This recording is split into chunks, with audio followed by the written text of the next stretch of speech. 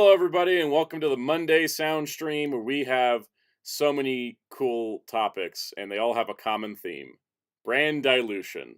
It's gonna be fun. Today is Roasting the Studios Day. I declared it because I felt like it. Out Anyways, on the open campfire. yeah, just we're just gonna put every major studio on the fire today. It'll be fun. So of course I have my panel of co-hosts here. We have Ryan. Say hello. We're in the end times now.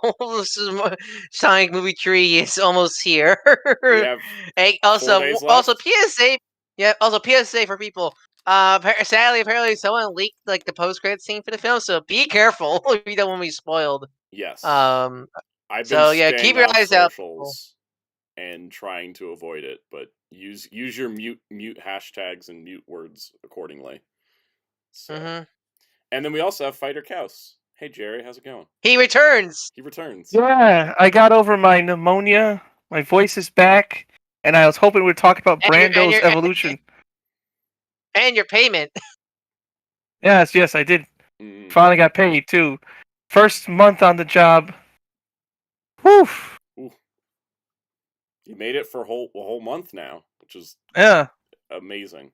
Yeah, crazy. all I can think And, of. and all I get told is how bad I am, but I'm like, well, I'm still here, and I'm still haven't. All I can think of with Cal's job at that school is, you guys seen kindergarten? Have you used to seen Kindergarten Cop? It's one of my favorite movies ever.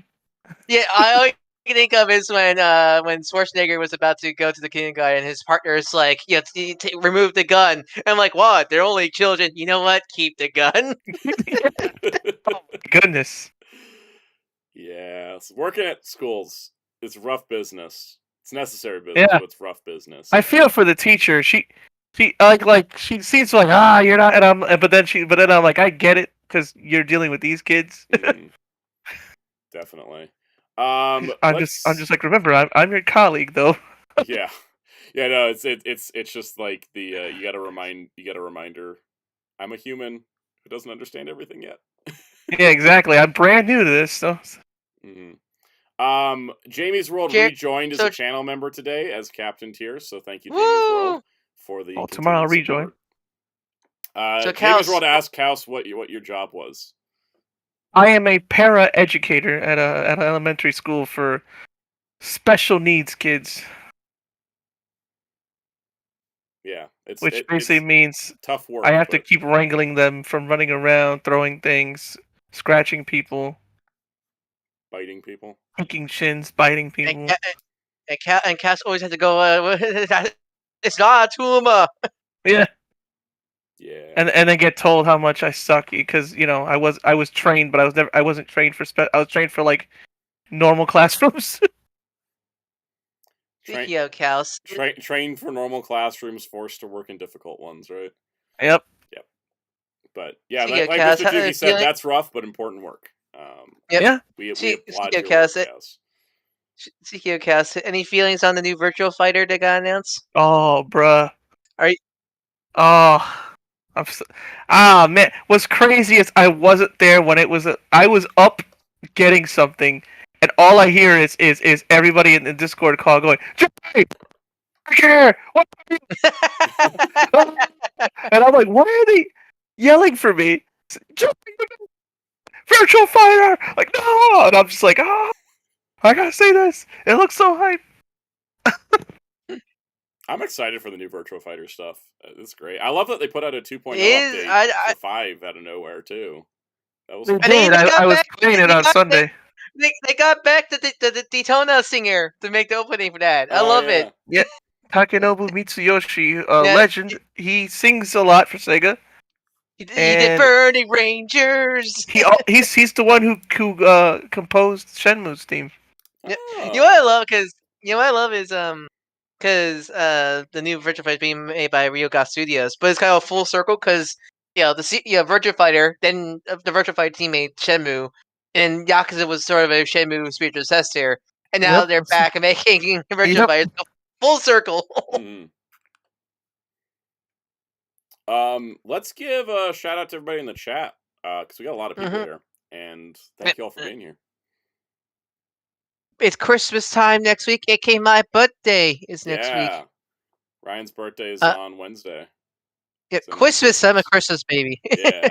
Do Welcome. you get double the gifts, or they just say Yes. nah? Yes, I get the gifts. Well, I used to. Now I just get money, which is better. So I can buy my own stuff. Welcome, Benjamin Weissman, 94 Kun, Blade Raider, Dr. Grid, JV's Real, Kaiju 1954, Logic Blaster, Master Ben, Mr. Tanuki, Muteki, Peacemaker, Spin Dash, Edge Jason, and Zeltrax. Welcome everybody. Let's see. Do we have Hit anything? the like button. Yes, please hit the like button if you haven't already. If you're watching and it's your first time watching one of these streams and want to comment in the chat, all you have to do is subscribe. Once you hit subscribe, you can suddenly join the chat. So you should do that. Spin Dash, I can't potentially arrive anytime from now to New Year's. Congrats, Spin Dash. Congrats, Spin Dash, and I hope everything goes swimmingly, and I hope that it's timely, but it'll also catch you by surprise, because that's how life goes. Sentai Ranger Donnie, welcome as well. My weekend was pretty good for the most part. I twisted my foot, so I've been in some pain for the last couple days. Yeah. I'm not saying I'm happy you twisted it. I'm like, yeah, that did happen. Massive Man, did you see Craven? And no, I did not, and we'll talk about Craven later in this stream when we get to also, talk about also Spin Dash, I'll say, from what my brother told me about when he had his kids, parents have no sleep for the next coming days. Yeah, the next couple years. Yeah. But the gift of a child is amazing. Zeltrax looking forward to Fan Expo next month. Muteki says, "Have you tried Hokuto Shinken on foot?" No, I haven't. Spin Dash, I already don't sleep. Oh, you're already prepared then. Mr. Dookie, you aren't Craven. Not really. I mean, I'm going to watch Craven. Like, don't get me wrong. I'm just not going to go spend money to Craven. Blade Raider says I'm Craven to know absolutely nothing about that movie. I want to watch it because like I don't have a problem watching it. I just didn't want to like spend movie theater ticket money. When there's clearly a better movie coming out at the end of this week. I spent $85 on Sonic movie tickets instead. Wait, what? 85 because I was buying for 4 people. We're seeing it in Screen X. All right. What screen is that? Like an IMAX scenario thing? It's got 2 projectors on either side of the theater, and it extends the picture. Oh, it's weird, but I kind of like it. It also technically means as soon as a movie leaves Screen X, there's lost media called 2/3 of the theater screen. Unless there's a potato can guy. Yeah, it'd be hard to film because it's really wide. Because you kind of have to like be. It's so bizarre. I saw Godzilla -1 and Ghostbusters Frozen Empire in this format, and it's just like -1 sounds like a nice of frames and then just stretches them out. But it'll only do it for like big action set pieces. Like small conversation scenes will still be in like the normal format. Imagine someone bring their whole camera equipment, like hiding in their jacket pockets like with their biangle cam in.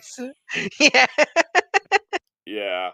Welcome Spiderus Prime and Don Diavolo. Guys, United Future Force said, "Did you watch the Lord of the Rings anime movie?" I didn't. I might watch it later when it. That's another topic later. That's another part of the conversation later. I felt like with War of the Rohirrim, I'm not a super huge Lord of the Rings fan, but I overall saw that like the audience reception was incredibly mixed. Oh, speaking of Sonic 3, don't you have a little friend that came over the weekend? Oh yeah, my grumpy friend. Hold on, let me. Okay, I got to do this without standing up. Just gonna read Richards it over here. All right, here's my grumpy friend. It's Shadow. Look at him. Behold him. He's the best. I love him. He's got Keanu's voice in him, which is surprising, but also fun. Hey, they got him for the DLC for Shadow Gens. They could get him for a Build-A-Bear plush. Yeah, I figured as soon as they got him for the Shadow Gen DLC, which I still need to buy. But he's so cute. Look at him. He's so soft and he's shiny. I'm gonna do a YouTube short on this guy, by the way, like for Thursday. Like look at this Build-A-Bear. I got him. I took him to the kiosk at my mall to get like registered, like his like little certificate thing, and then my mom was with me, and we ended up buying the Alpha Bear from Wicked. So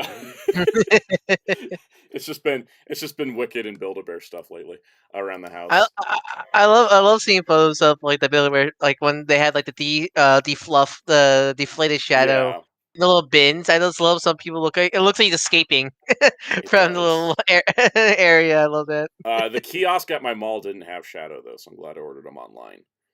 Yeah, I'm not surprised because I think Yeah. I didn't buy one, but when I took a look at the Build-A-Bear in one of the malls I was at, and yeah, they were like only had like 2 shadows left. Mhm. I imagine he was very, very fast seller. Josh Frisch, welcome. Let's see, what was it? Kaijin Force says, I'm trying to convince the theater I work at to play Sonic music this weekend. That would be amazing. Blade Raider. There is a new Lord of the Rings animated movie. I do wish it was a theatrical release of the 70s one. The Ralph Bakshi movies really need like a Oh, nice the Rob like, Bakshi is a Blu-ray or great. something. I It don't looks get why those gorgeous. are so far gone. But it's a new movie. It's an anime film. So there's that. Jojo Star says, like, the Wicked doll box issue will never not be funny. Update on that. Hold on. box alert. Box Oh alert. yes, My mom the went wrong website. so for those that are unaware, the dolls for Wicked had wicked.com printed on the back of them instead of wickedmovie.com. Wickedmovie.com is the correct website for the movie. Wicked.com is absolutely not the correct website. It's an adult website. It's a very adult website, and they had to put out a recall notice and everything, and the dolls kind of disappeared from big box stores. I still saw them at Barnes and Noble after the recall. But anyways, so my mom was shopping yesterday. I would just send the retailers like a sticker they could just put over the box. Yeah, I thought so too. So I haven't seen any of the. So even though the movie's like got like big success going on, haven't been seeing them in stores. My mom went shopping without me yesterday, and she was at Walmart and she found Madame Morrible, who is Michelle Yeoh's character. Because that was the only one we didn't have because we got the others before the recall at Target, and then but on the back where the address was, they just stuck this little black sticker over it. It's not a new printing. It's just a sticker. Spin Dash says, does it still have the manual and the fixed ones? Because those have the bad URL in them too. That I don't know, because I don't know if we're planning to open Michelle Yeoh. But they just slapped a black sticker on the back, which reminds me of like the Batman 2004 toy line where they canceled a figure and they just like slap stickers on the card back. Oh yeah, I heard. What was that figure? I remember hearing about that. It was Tremor. They canceled him because the gimmick didn't pass safety inspection. Well, you got canceled because I saw people have him. I remember people they reviewing him. They redid the figure in the next. Oh, okay. When they rebranded the line, he came out in the next line, and he had his gimmick was different because he vibrated to like rumble. But like the first time they did the Tremor figure, like it was like a safety recall thing, and so they couldn't put him out, so they had to slap like a black sticker over the back of the packaging with the cross sell, which also might be a reason why we don't see cross sells in toy packaging. Cross sells anymore. Yeah. Imagine that Velocitron like Wave 2 cell came. I mean, because those like the Velocitron Wave 2 cell came out of some stores, but just barely from it, right? Imagine they say cross sells for Hot Rod. Yeah. Exactly. It's a lot easier to do that. The Lego sets weren't affected because Lego actually put wickedmovie.com correctly. Oh, so they got it right, but not Mattel. Yeah. So Muteki, I'm not sure if that was the reason. But it was funny. Yeah. 94 Kun asked about Craven. I didn't watch the movie. I've only seen the trailers. But I want to watch the movie. I just want to watch it when I don't have to pay anything extra. Like when I watched Madam Web on Netflix, that was the perfect way to watch Madam Web. You know what's the weirdest thing about this? Like, you know what's the weirdest example of a sticker thing like that? I remember when Bluefin released the very first like 1.0 Dragon Ball Figuarts, because those figures technically were made for Kai, but when they came on the West, they slap a Z sticker on top of the Kai logo. They did that for the Shinkenger Figuarts. They were slapping Power Ranger Samurai logos on over the Shinkenger logo. I don't think I remember that one. Maybe because I don't have that box anymore. They can box anymore, so I can't. Shinken Red and Gold when they came out at Toys R Us had Power Ranger Samurai logos slapped over the Shinkenger ones. It's very, very weird times. Even though it says Shinken Red on the front. Yeah, it still says Shinken Red, but it had a Power Ranger Samurai logo. All right, let's. Oh, right, that's right. Spin Dash said my favorite stickers, the giant stickers for Hurricane Blue and Yellow and the Go Riders. Yeah, the. Let me see if I can find a picture of those. Those are hilarious. Because they actually like change the box significantly. Blade Raiders, this mini plot had a lot of PR stickers. Well, actually, if you remember the mini plot, didn't they just give them new boxes when they came over to the West? A lot of times they would, because they would be one set instead of a split up set thing. Yeah, I remember. I remember getting the Daijujin. That came in a completely different box. I also remember the mini plot, Super Mini Plot Voltron came in a Legendary Defender box for some weird reason, even though it was original Voltron. I think it's because that's got to be some weird licensing thing. Anyways, here it is. it's the Go Ranger set with the Power Rangers Ninja Storm logo, and it's like just one giant sticker. It's so weird. I don't get it. It's very bizarre. Is that sticker like covering? Is that like the Go Riders set and is the sticker, the Go Riders, the name of the set and all the the logos underneath it? Yeah, it covers the entire thing. Here's a picture. It also covers the P Bandai spot. Let me there it is. There's the original box. And then there's the Power Ranger box. I find like they put a name, they put a sticker just to replace the logo for the Sentai the Power Rangers, but still call them their Sentai name and not Navy and Crimson Thunder Rangers. Yeah. I just find that funny. They didn't go all the way and just localize them to be their PR names and such.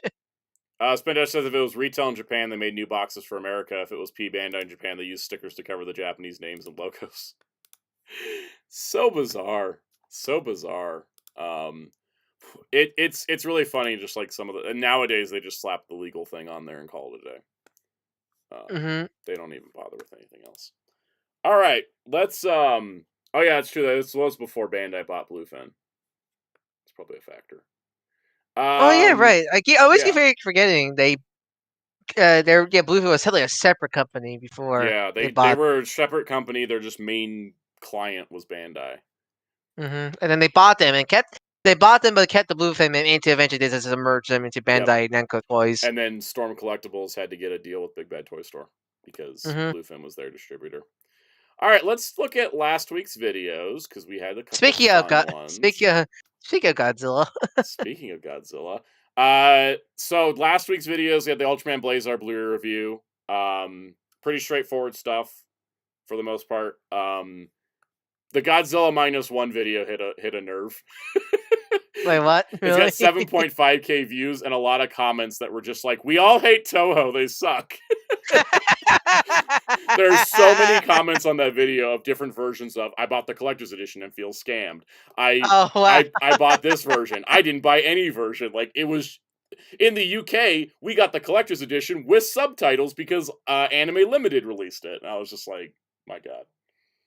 I love that. I love that video. This become the vent piece for people who bought the collector's edition. Then, Hellfire popped in to say he is free. He has a degree. Now fear me. Congratulations, Hellfire, on getting a degree. Great stuff. You always wonder. Do you always wonder if Hellfire gets weirded out watching Hunchback of Notre Dame with the Hellfire song? I don't know. Also, Hellfire should read more Ghost Rider comics for branding. With the Blazar set, because I know the biggest complaint some people had is they didn't have the one. Was it on Ultraman Connection?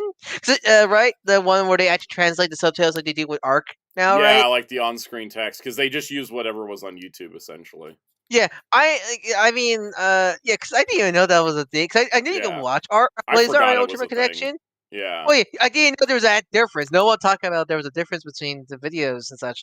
I wonder what Arc going, because since the is on YouTube, I wonder if the English subtitled version will be the one being used moving forward. At least I hope that's the case. Because I hope it's the translated on screen, like the because there's a lot more differences. Because I'm not sure anyone can vouch for the Blazar version, but did the Blazar version also had like the English logo, English credits? Because that's the thing with Arc. From what everyone's saying. Because yeah, for Arc, but I think also like I would hope that's the case for Arc because he could still do dub and sub, but then you just on-screen text to translate like a Funimation release used to be. It just better like no matter what no matter what audio you're watching, it's just better to have everything translated so you can actually read it and such like that. Let's see. Blade Raider says, "Did you look at the Blazar Force disc label? There's an episode listed on the label. It's not included at all." I completely glossed over the label because I said in the video, "Oh, they don't mention these bonus recap episodes," and it's right there on the 4th disc. So what was the preview video? What was the preview episode thing they talk about? They were talking about. It mentions a preview episode, but it's not on the disc. I can't find it online. I have no idea what it was besides maybe like a recap episode that like had a little preview thing. Like I can't find like anything on it, which is bizarre. But yeah, that's quote unquote technically missing. There also apparently was a director's cut of the final episode, which I think was a Super Raya Imagination exclusive. Yeah, I'm not surprised we had that. We didn't get that. We did know the Blazar release did get delayed like last minute, and this may have been why. Yeah. There may have been like, we included the preview episode, and then Super Raya's like, you can't include that, and then they had to take it out. I don't know. What aired the week before Blazar was the preview episode. Oh, it was like that thing right between the recap episode. One of those like, it's one of those like in Ultraman, the period sort of trailer like get you to watch the series kind of video. Yeah, I remember that came out. Is Blazar worth to watch? Yes, I think so. I like Blazar a lot. It's really great. It's a good show. Blazar and Arc double pack, like so good. I will say that the on-screen text not being subbed is probably the biggest issue with the set. It's a very minor impact on the show, but there was a couple scenes in the movie where I felt like I missed something. Yeah. These are the newest episode Arc. Speaking of, I did. I love going back to surrealist 2000s. God, that episode was so good. It was so bizarre, but I loved it. Yeah. And so anyways, there's that. The Godzilla -1 thing was fun. I kind of put that together. I was like, because we were talking about it on streams and stuff, and I was like, I should just make a video about this. It was. Yeah. I'm glad it is doing well, and I love how it's just becoming an event piece for all the people about the Japanese version. Yep. And yeah, it kind of sucks. But also last week, I don't know, it was just Ultraman week, and then I made a Godzilla video. We had 2 Ultraman Arc videos. That's related. That's sort of related. They are kind of connected, yeah. I mean, it was just Kaiju week, I guess. We'll just call it Kaiju week. So we had Arc and then Arc's armor sets with a huge view disparity for some reason. But whatever. But yeah, anyways, got the Figuarts reviews for Arc and his 2 armors done.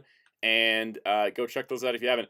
That, for anyone wondering, in case you haven't noticed by all the Figuarts in the shorts category, that's just how I do Figuarts now. I don't plan on reviewing any Figuarts in long form video anymore because these are a lot easier to produce for me, and they do consistently better than like the full length Figuart reviews. And enough people do full length Figuart reviews that I feel like this pretty much covers it as like my thoughts and my coverage of it.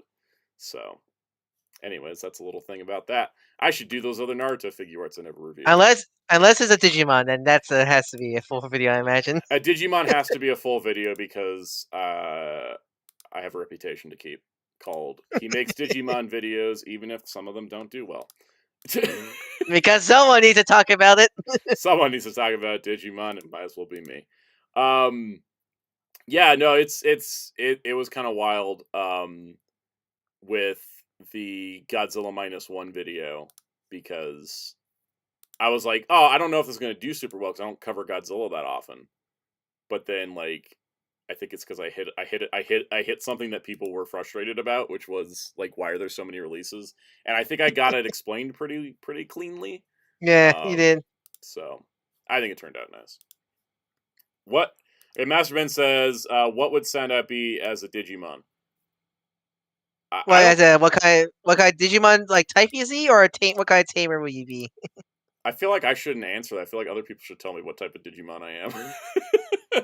Because I would just pick one I'd want to be, which is you're very Tentomon coded.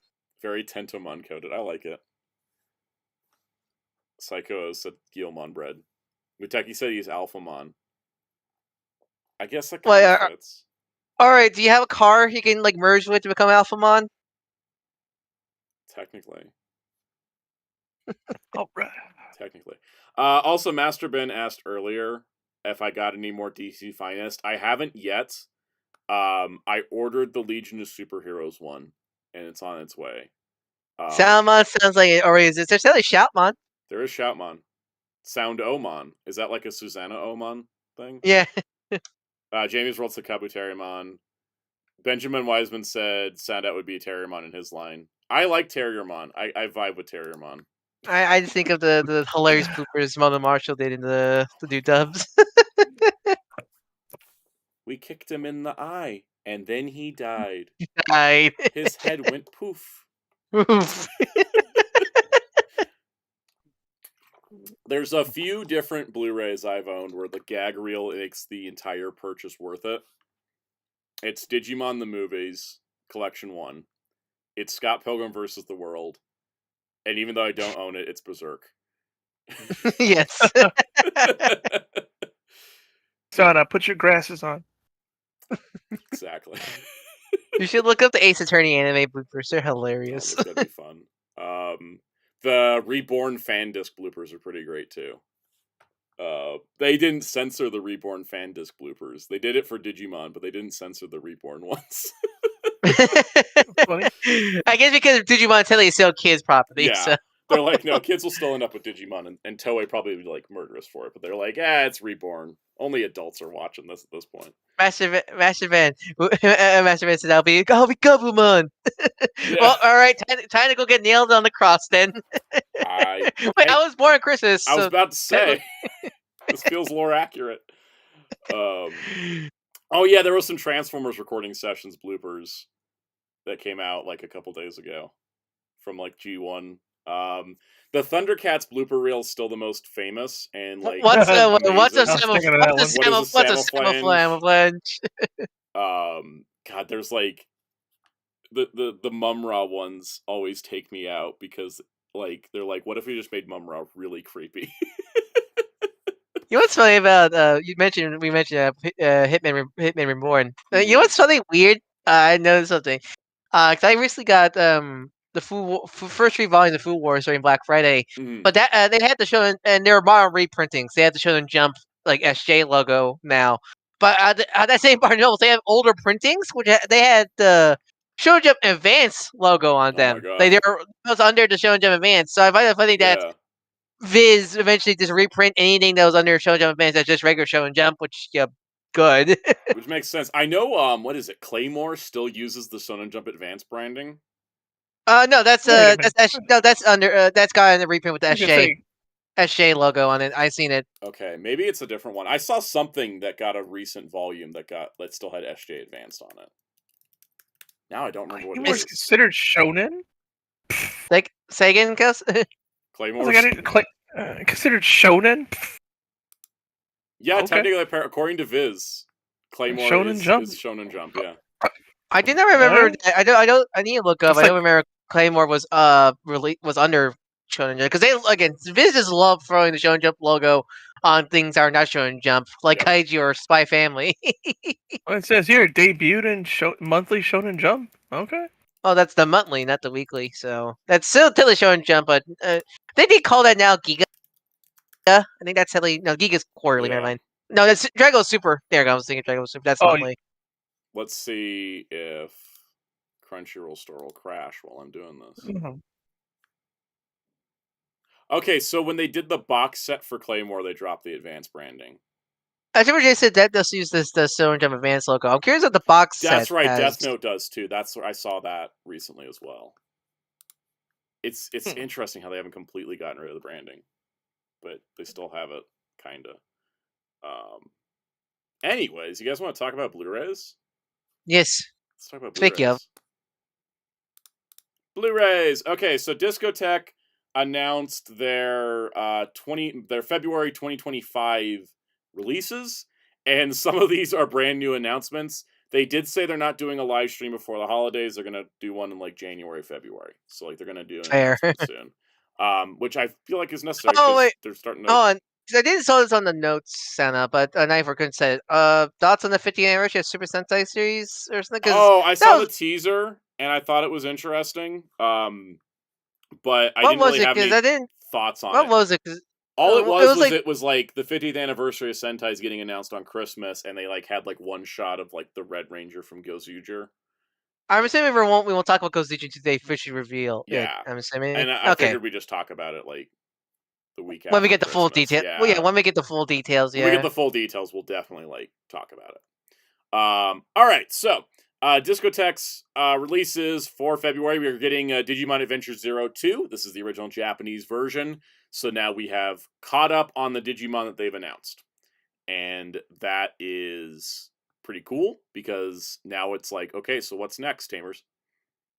Yep. Samers. They seem to be going in order, so I'm looking forward to that. But this will be the Japanese with English subtitles. This will, of course, be the same high quality upscale it was seen on the dub because what they realized when they were doing the first one is that it's just remaster the Japanese version, then edit it to make the dub, and then go back and put the Japanese version subtitles together. I mean, might as well get just hit 2 films, 1 bat scenario. Exactly, yeah. Just do one remaster and then just edit accordingly.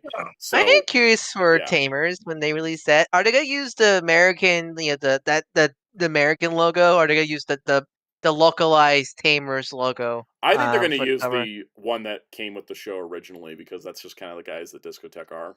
Yeah, but unless Toei says no, you must use this branding scenario. If that logo appears on the Discotek cover, we know it's a Toei requirement. Yep. But still pretty cool. I'm excited. I got that ordered. Next up, we have Photon the Idiot Adventures. That sounds fun. That's actually coming up. Yeah. Wow. That's related to Tenchi. That's way before. I can tell by the art style. It's an Astro Res upscale with updated subs and the classic dub. So nice. I was just talking about that anime yesterday. Legit. How convenient. I don't know why when you say that name, my brain goes. I'm actually like, is this like an alternate name for the Marvels? The Idiot Adventures. Yeah, Photon, Malik, remember the Idiot Adventures with Carol and Kamala. That's true. Chie the Brat Series 2, which is the next 39 episodes of the series. So pretty cool. I don't know how long this ran. Anybody got any? Pretty long. Pretty long. It was like it's like the Shin-chan. Is it like the Shin-chan era, pretty much? That's the 80s. Chie the Brat ran. The TV ran from 81 to 83, and then the second one ran from 91 to 92. Okay. 64 episodes for the 80s, 39 for the 90s. Okay, so this would be the 39 episodes. This would probably be the it's probably the 2, series 2, yeah. So it's the 90s one. All right, and then we've got Special Rescue Police Winspector, the other thing I ordered. The Metal Hero franchise takes it to the next level to start the Rescue Hero trilogy. I don't know why. I love the cover because it looks like they're like posing for a convention. I don't know why. That's honestly like one of the best covers so far. It's simple, but I like it. It's clean. It's got the logo. I was watching Winspector. Winspector has like probably one of my favorite openings. Just Winspector. So this will be 49 episodes on standard definition Blu-ray. I believe there is a bonus feature. I think just like G-Bon, it's not like a huge stack of bonus features, but it does have. Let's see if it says here on the Crunchyroll page. It doesn't. It has like a gallery or an essay or something. So it's got stuff. It's cool though. I'm excited. No Kikaider in this round, Jeremy Carr. Then this was a surprise, but not too surprising because we've gotten Mazinger Z and Devilman. Cutie Honey, the original series, is coming out. 25 episodes on standard definition Blu-ray. It doesn't have an HD remaster in Japan like Mazinger and Devilman do. So that's why it's just going to be an SD Blu-ray. But it is the first TV series with updated subtitles. The cover does also reek of there was no art access you can use scenario. Toei just doesn't like to acknowledge the show's existence. So yeah. This is I didn't pick up the DVD set that the Discotek did before, so this is nice. Has Discotek done Devilman, like any of the Devilmans yet? Or yeah, they did the original Devilman, and they did a DVD, and then they did a Blu-ray, and they did the Devilman OVAs, and they did Go Nagai World Features Devilman. What is left? The live action movie got handled by Media Blasters, and Crybaby is going to be anime limited. I think the only one that's not available is what Devilman versus Cyborg 009, I think, Yeah, right? and It's the only then one they're missing. technically Amon of the Apocalypse, but that's technically a spinoff. It's not technically. Is Devil Girl? Oh, Devilman Devil Lady Girl? was also released by Discotek. Yeah, Devil. Okay. Yeah, so they've covered most of Devilman. Mhm. And let's see.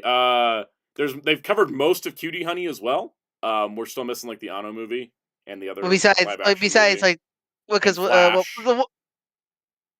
And we don't wasn't Universe was Sentai, wasn't it? Universal Sentai. Yeah. Yes, Smith the Crow, I did mention the Devilman live action movie because that's something Media Blasters has. Hey, Commander 64. Let's see. Where were we at here? There was a couple comments. 94 Coons, all that's left is the Chia the Brat film that started it all. Smith the Crow said, "Where's Grendizer?" I agree. I don't know what's going on with Grendizer to where it's got all this new media going on, and yet the original series is still unavailable. What was the because that new anime didn't even came out in the West, right? Because of weirdness, Technically, it right? did, but you had to go through a weird Saudi website to watch it. Yeah, because what was it, Saudi Arabia? A Saudi Arabia prince funded Grendizer U. Yeah. He wanted it, Weirdest, he paid for it. weird stories of how things get made. Something like that. Something like that. Mm-hmm. Blade Raider said, "How much is Cutie Honey? Being short and SD, it may be cheap. It's $38, which is not bad for a Toei show as well. It's a Toei show. It's Geet. Are you still scarred from Geets?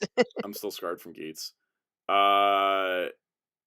SHA4 Jason, Cutie Honey did get a modern reimagining similar to around the same time of Devilman Crybaby. It was Cutie Honey Universe, which was very close to the original manga, and that's why that show sucked. I say, it's not really a modern reimagining since it was so close to the manga. I mean, Devilman Crybaby was also like the most tonally consistent with the original manga, even though it didn't follow the story exactly. So I kind of, and also the Cutie Honey Universe changes the ending completely from the original manga. So it was in that same. It was for Gona Guy's 50th anniversary of being a creative in the industry. They did Mazinger Z Infinity, which was a sequel to the original Mazinger Z TV show. There was Devilman Crybaby, which was a modern reimagining that also brought in stuff from the manga that hadn't been done before, and then Cutie Honey Universe, which was also like referencing the original manga more than the modern adaptation.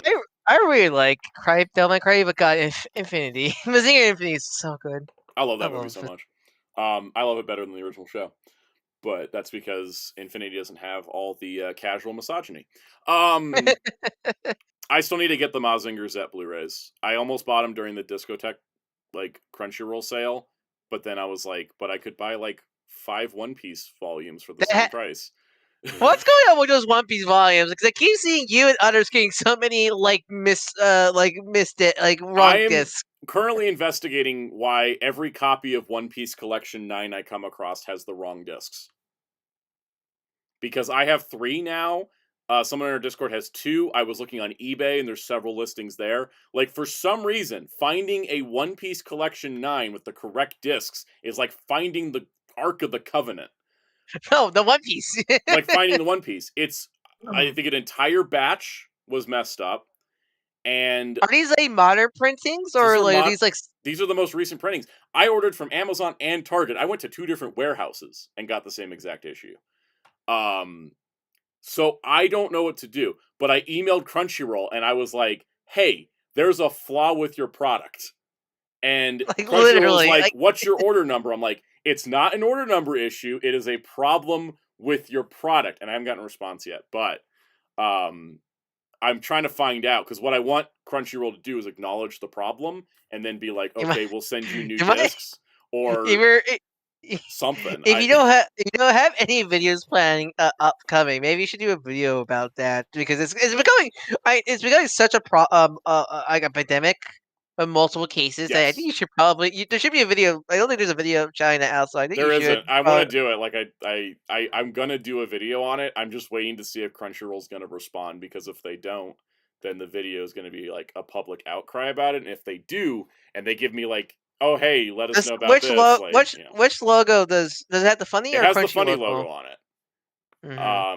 the discs haven't been changed, but that's not anything new for Crunchyroll. I got the One Piece Film Gold Crunchyroll re-release in, and it's still the Funimation disc, even down to the logo. Like, they didn't even change the logo like they did for, like, the Yu Yu Hakusho sets. But yeah, I'll probably do a video on it. I'm just waiting to see if Crunchyroll's going to email me back and, like, have any info. Because it's a problem.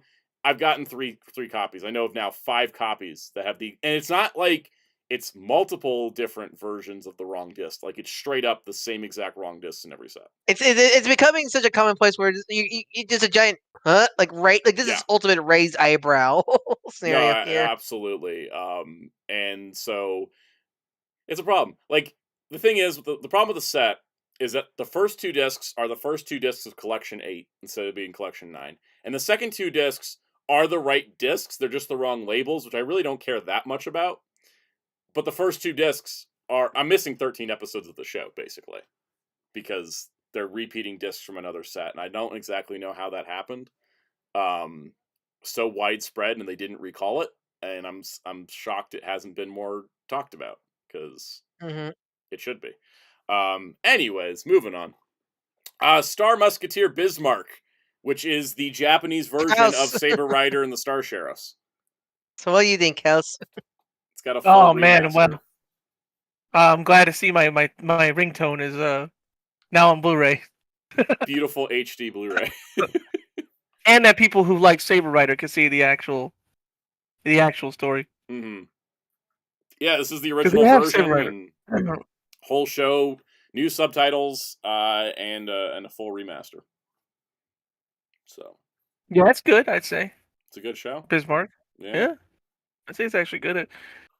Especially, I mean, you look back, you watch this and you look back at Saber Rider, you're probably like, man, that's jarring. They're very different shows, right? Yeah. The editing was done different to make the main character a different person.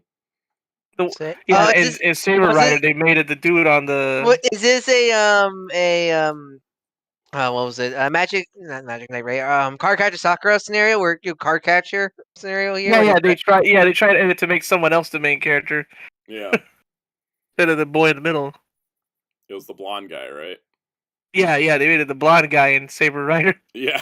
Saber Rider. So all 51 episodes in one set for like $53.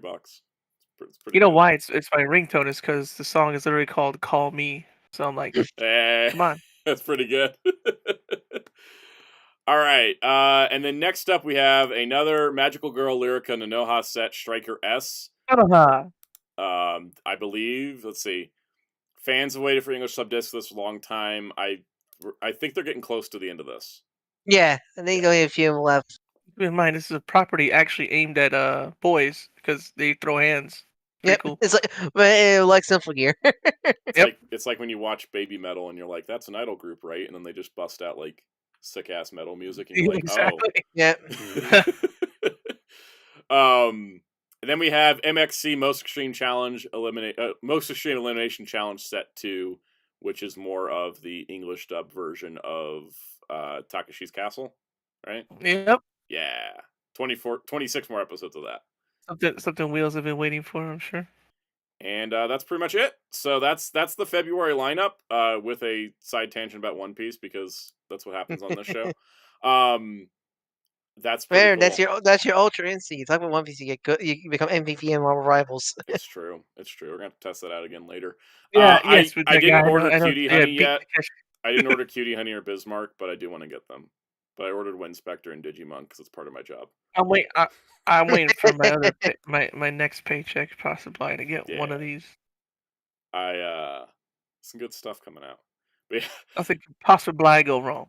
I like move money around because Crunchyroll Store, for those that aren't aware, Crunchyroll Store puts a 3-day pending charge for the full amount on your card, and then they'll drop off, and then they'll charge you when it comes out. But that 3-day pending charge is rough for someone like me who's doing money gymnastics all the time. It also scares me. Also, yeah, I see like what? For real. Exactly. Oh God, no. Yeah. My account went negative the first time I ordered from Crunchyroll Store because I didn't know they were going to do that. Yikes. And I was just like, I called my bank and I was like, it's not going to charge. It's not going to charge. It's okay. You want a bad negative story. When I was in college and finally got my first debit card and everything. Mm-hmm. Didn't know nothing about banking. I looked at my account and I was like, "Hey, I got $9. I could buy this Superman Blu-ray." Turns out I was 9 overdrawn. Oh no. I was like, "Yeah, I still got $9." Oh no, I was -9. I have not $9. Fighter Counts -9 coming soon. Oh, I just remembered a news And story. I just want to buy a Blu-ray. I relate to that because I also just want to buy a Blu-ray. a lot of times. I want the One Piece Collection 9 that has its correct stuff. Matter of fact, if I remember right, I think it was Superman Batman Apocalypse was what I was trying to buy. Oh, that's a good one. That's a good one. Blade Raider says, I miss Right Stuff. They took payment on pre-orders up front, allowed you to pay in fours on them. Now I have to wait till they go in stock. Yeah. Hope I'm not broke then. Also, they had customer service where you could just call them. I know. Ugh. Yeah, no, it's I don't think I miss anything as much as I miss Right Stuff. I know, right? And every time I have to deal with Crunchyroll, I always feel like the same exact thing. Like it's the same exact thing. Dang, now I can't find it. I was just gonna do like a little before we get to Godzilla, a little PSA thing. If you ordered the I Love Lucy like Blu-ray set, there was a disc correction that had to be made because of like a weird upscale gone wrong that made everybody look like ghosts. And there was a correction for it, and you had to order it through the Movie Zing website. But then that page vanished now, so I don't know what's going on anymore. We'll update later. I just wanted to PSA that. I don't think anybody in the chat bought I Love Lucy, but I did. And I ordered a replacement disc, and I was like, I should tell people about it. And now I can't find the page. So, anyways, Godzilla vs. Biollante is coming out on 4K from Criterion. A lot of us have been waiting for more Godzilla from Criterion, and I think a lot of us were sort of almost expecting a Heisei box set, or at least starting with Return of Godzilla and not jumping straight to Biollante, but I'll take it. Because, oh my god, this movie finally escaped Miramax. Well, I imagine why they're doing it this way, because I think Toho knows that these are like the Godzilla films for a lot of people, so they go like, let's milk money. We're gonna go bit by bit instead of just Also, one if go. they're going to be all 4Ks, I'd rather than do them one at a time, because that... Imagine 9 4Ks in one set from Criterion. Why, you don't want all of them to look like wax figures? I mean, I don't want all of the movies on 4K all at once because it's going to be like $400. Yep. So I'd rather be like... See, the thing is, Smith the Crow says Godzilla vs. Biollante had already escaped Miramax some years ago. Well, the thing is, escaping Miramax, for me, is getting on a Blu-ray from another company. Yep. Because that's where we're at. But, anyways, Godzilla vs. Biollante is coming out on 4K. It says a new 4K restoration, but I imagine it's Toho's 4K restoration, based on these images, which it looks good. A lot of bonus features. And bonus features. Yeah, we actually have bonus features. There is going to be a 4K and a Blu-ray. There's 2 editions, not a combo pack. The 4K is... Oh, it's a 4K and Blu-ray, or just the Blu-ray. It's got the audio commentary it's a new audio commentary from a film historian, Sam Degon. Never heard of him. Making of a program from 1993 featuring the director and special effects directors. Short documentary from 1993 about Biollante and Super X vehicle concepts, deleted special effects, TV spots, trailers, new English subtitle translation, and an essay by science fiction and horror film expert Jim Cironella, all for $35 on the Criterion store. Not bad. Oh, so Smith the Grove point on. I imagine it's because Return of Godzilla is getting a 4K soon in Japan, so that will explain why it's not the first one. That would make a lot of sense, yeah, because they'll want to have the 4K. Yeah, that makes actually a lot of sense. I'll take these in whatever order they give them to us, because I know we're going to get them all eventually at this point. Happy birthday, Commoner 64. It's their birthday tomorrow, so happy birthday. Blade Raider says, oh, it's a new release. The one you showed in the -1 video looks similar enough. I thought it was just a reissue. Yeah, the Miramax Biollante the Blu-ray I have is like the reissue by like Echo Bridge, but it's the same disc as the Miramax one. Something like that. But this is the new one. This is a new one. This is Criterion's, which I think is going to be better because it's Criterion. Welcome, AR. Fonzie, what about the English dub? Once again, we run into this issue where the English dub is not included. There must be some weird rights issues for those, I imagine. There's some very weird rights issues with the English dubs because the Showa set for Criterion also did not include every dub; it only included a few of them. So, yeah, crazy stuff. But this comes out in what is it? March 18th. Pre-orders haven't gone up on Amazon or Barnes and Noble yet. Always a strategy if you want to save on Criterion stuff, because if it's not a limited edition, Barnes and Noble does 2 sales a year on Criterion where they're 50% off, and that makes them cheaper than like pretty much anywhere else you can find them. And it's usually in July and November. So, strategizing if you. I'm probably gonna buy this when it comes out though, just because I really want it. But if you wait till July, you could probably get it at Barnes and Noble half off, and then it'd be like 25. So, options. I know a lot of people got the Showa set from a Barnes and Noble sale, which is a good way to do it. All right, next up. Cyberpunk Edge Runners is coming to Blu-ray in 2025 from frickin' Aniplex of America. Escape Netflix. It's Escape Netflix, yeah, with a giant asterisk. I've never had a monkey's paw curl in real time for me like this before. Like, yeah, because, I specifically pulled the tweet from the Aniplex of America account. I first saw this on the Cyberpunk Twitter account, and then I read from Aniplex America, and then I just... For those unaware, Aniplex America... Yep. Aniplex America's releases are ridiculously expensive. Yep. Hey, you want that you really like that 13-episode anime they did? Pay her to pay like $100 for it. This is a 10-episode anime, so the value proposition is going to be even worse. And here's the thing, the worst part is a proper IP also. Yep.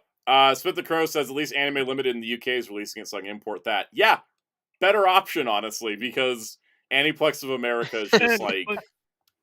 Yeah, Spin Dash says Japan's getting a mail-away Nendoroid with their release. Doubt we get that. Yeah, I don't think we'll get that, but maybe we will.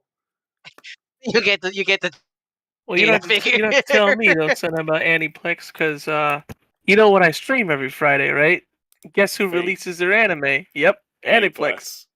MSRP for the Persona 5 anime is $400. Yeah. Yes, and I was. Didn't they publish the US version of FGO? Cass, am I right? Yeah, if you log in, it says Aniplex and all their Blu-rays. Yep. Here it is, guys, by the way, just so you guys know that Spendash isn't lying, because he's not. I knew that, but I just, here's evidence. Proof. It's on sale right now in the Crunchyroll store for $300. You want to pay $300 for a mediocre adaptation of a video game? This is, how many episodes? 26 episodes. 25. 26 plus 2 specials. And 12 art cards, and it's $400. I'd rather pay like the $20 and I already have Royal and original, but just man, buy the damn games. Don't look at the Fate. Don't look exactly. Don't look. Don't look at the Fate. Don't look at their Fate sets. They're nightmares. Okay, I'm gonna search Fate. Let's do it. Ignore the statues. We're gonna switch category type to home entertainment. Fate Zero, $225. See what I'm saying? The Absolute Demonic Front Babylonia box set 2, $125. Like $150 for box set 1. The Freight Grand Carnival Blu-ray is $35. That's just a movie, right? Yeah. No, Grand Carnival is like this. That's another OVA special. OVA special, but still $35. And these all have like bonus features for everyone to know. Like, how much is Unlimited Bladeworks? Unlimited Bladeworks is $240 or on sale for $190. And it's on sale. It's a 2-sided box, 8 discs, and has a booklet. How come you haven't watched the anime, Couch? You just play the game. Oh, that's why. 26 episodes and an OVA for $190. You can buy the visual novel. You can buy the visual novel now. It's cheap. Steam, yeah. Yeah. Oh god. Vanessa says check the sale price for Gurren Lagann. Oh god. Oh, yeah. Oh god! The sale price for the Gurren Lagann movie, the 2 movies, is $140. Yeah, the one you want to watch. $36. And you want to watch those brand new dubs they made for these movies? Fork out for them. Also, for some reason, it's 4 discs. Why is it 4 discs? Good question. It's 2 movies on 4K and Blu-ray. Wait, Is it 4K and Blu-ray, or is it just 4K? There's 4 4K discs? Why is there 4 4K discs? It's only 2 movies. Wait. It's one. Don't tell me they have one with the dub and one with the Japanese. Oh my god! Why? Why is the Japanese and English on separate discs? Milk the cash out of you. There's no edits. There's no edits. It's just an audio switch. Why did they do that? So you can pay more.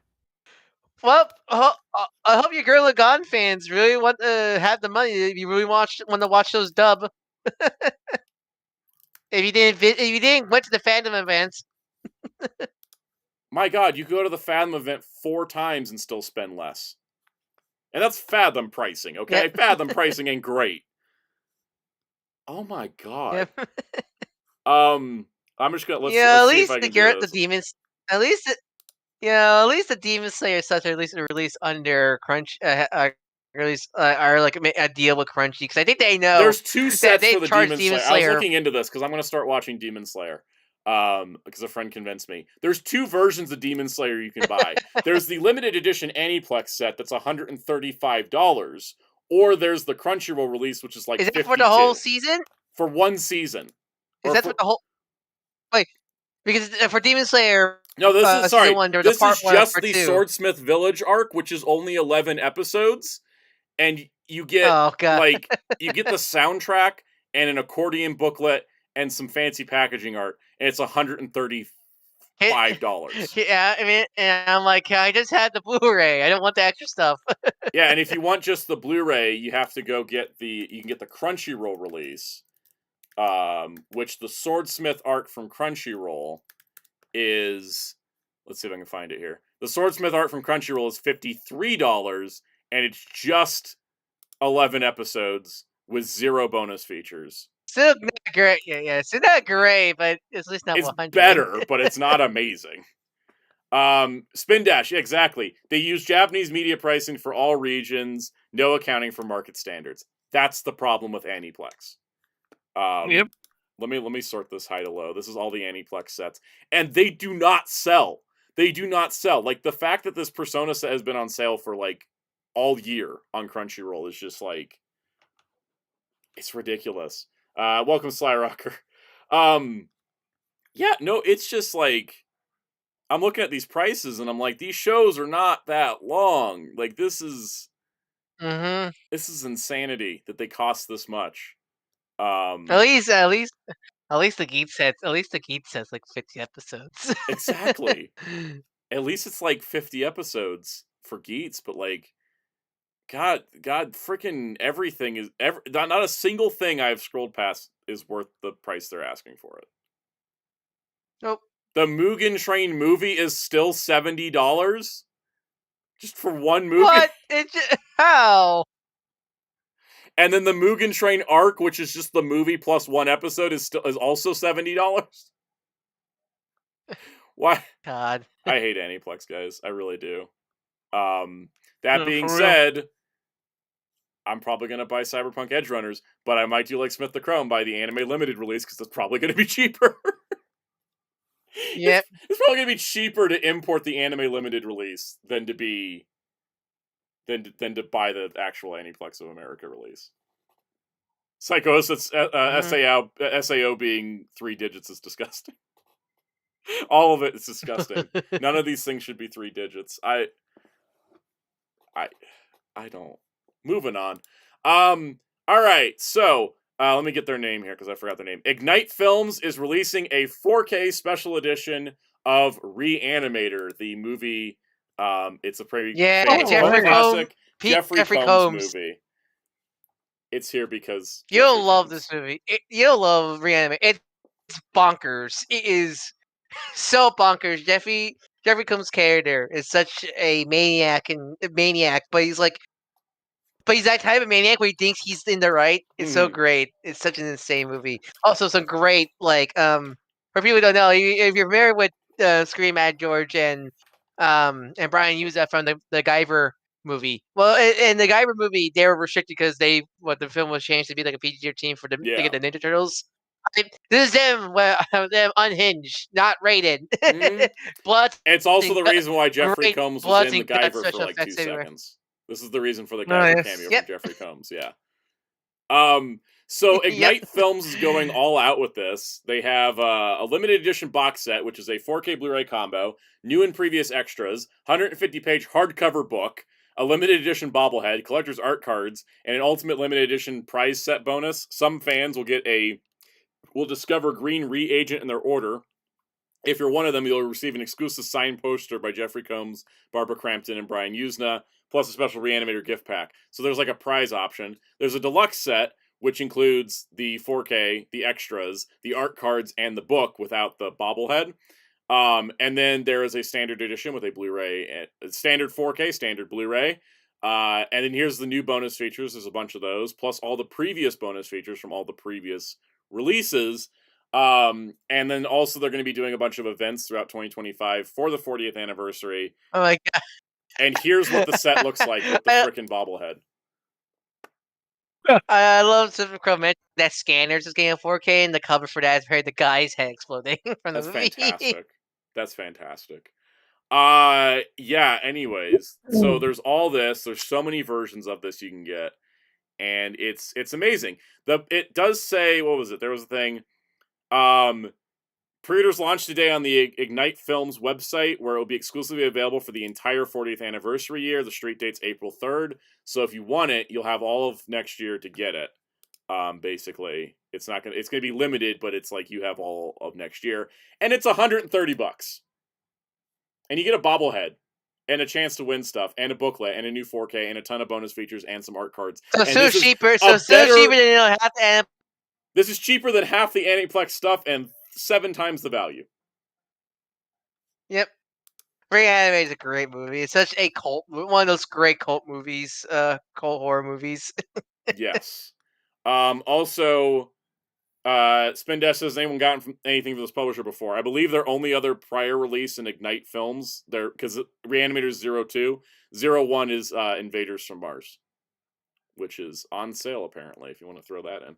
I haven't bought any of their stuff, but I haven't heard anything bad about them either, so always take that for a thing.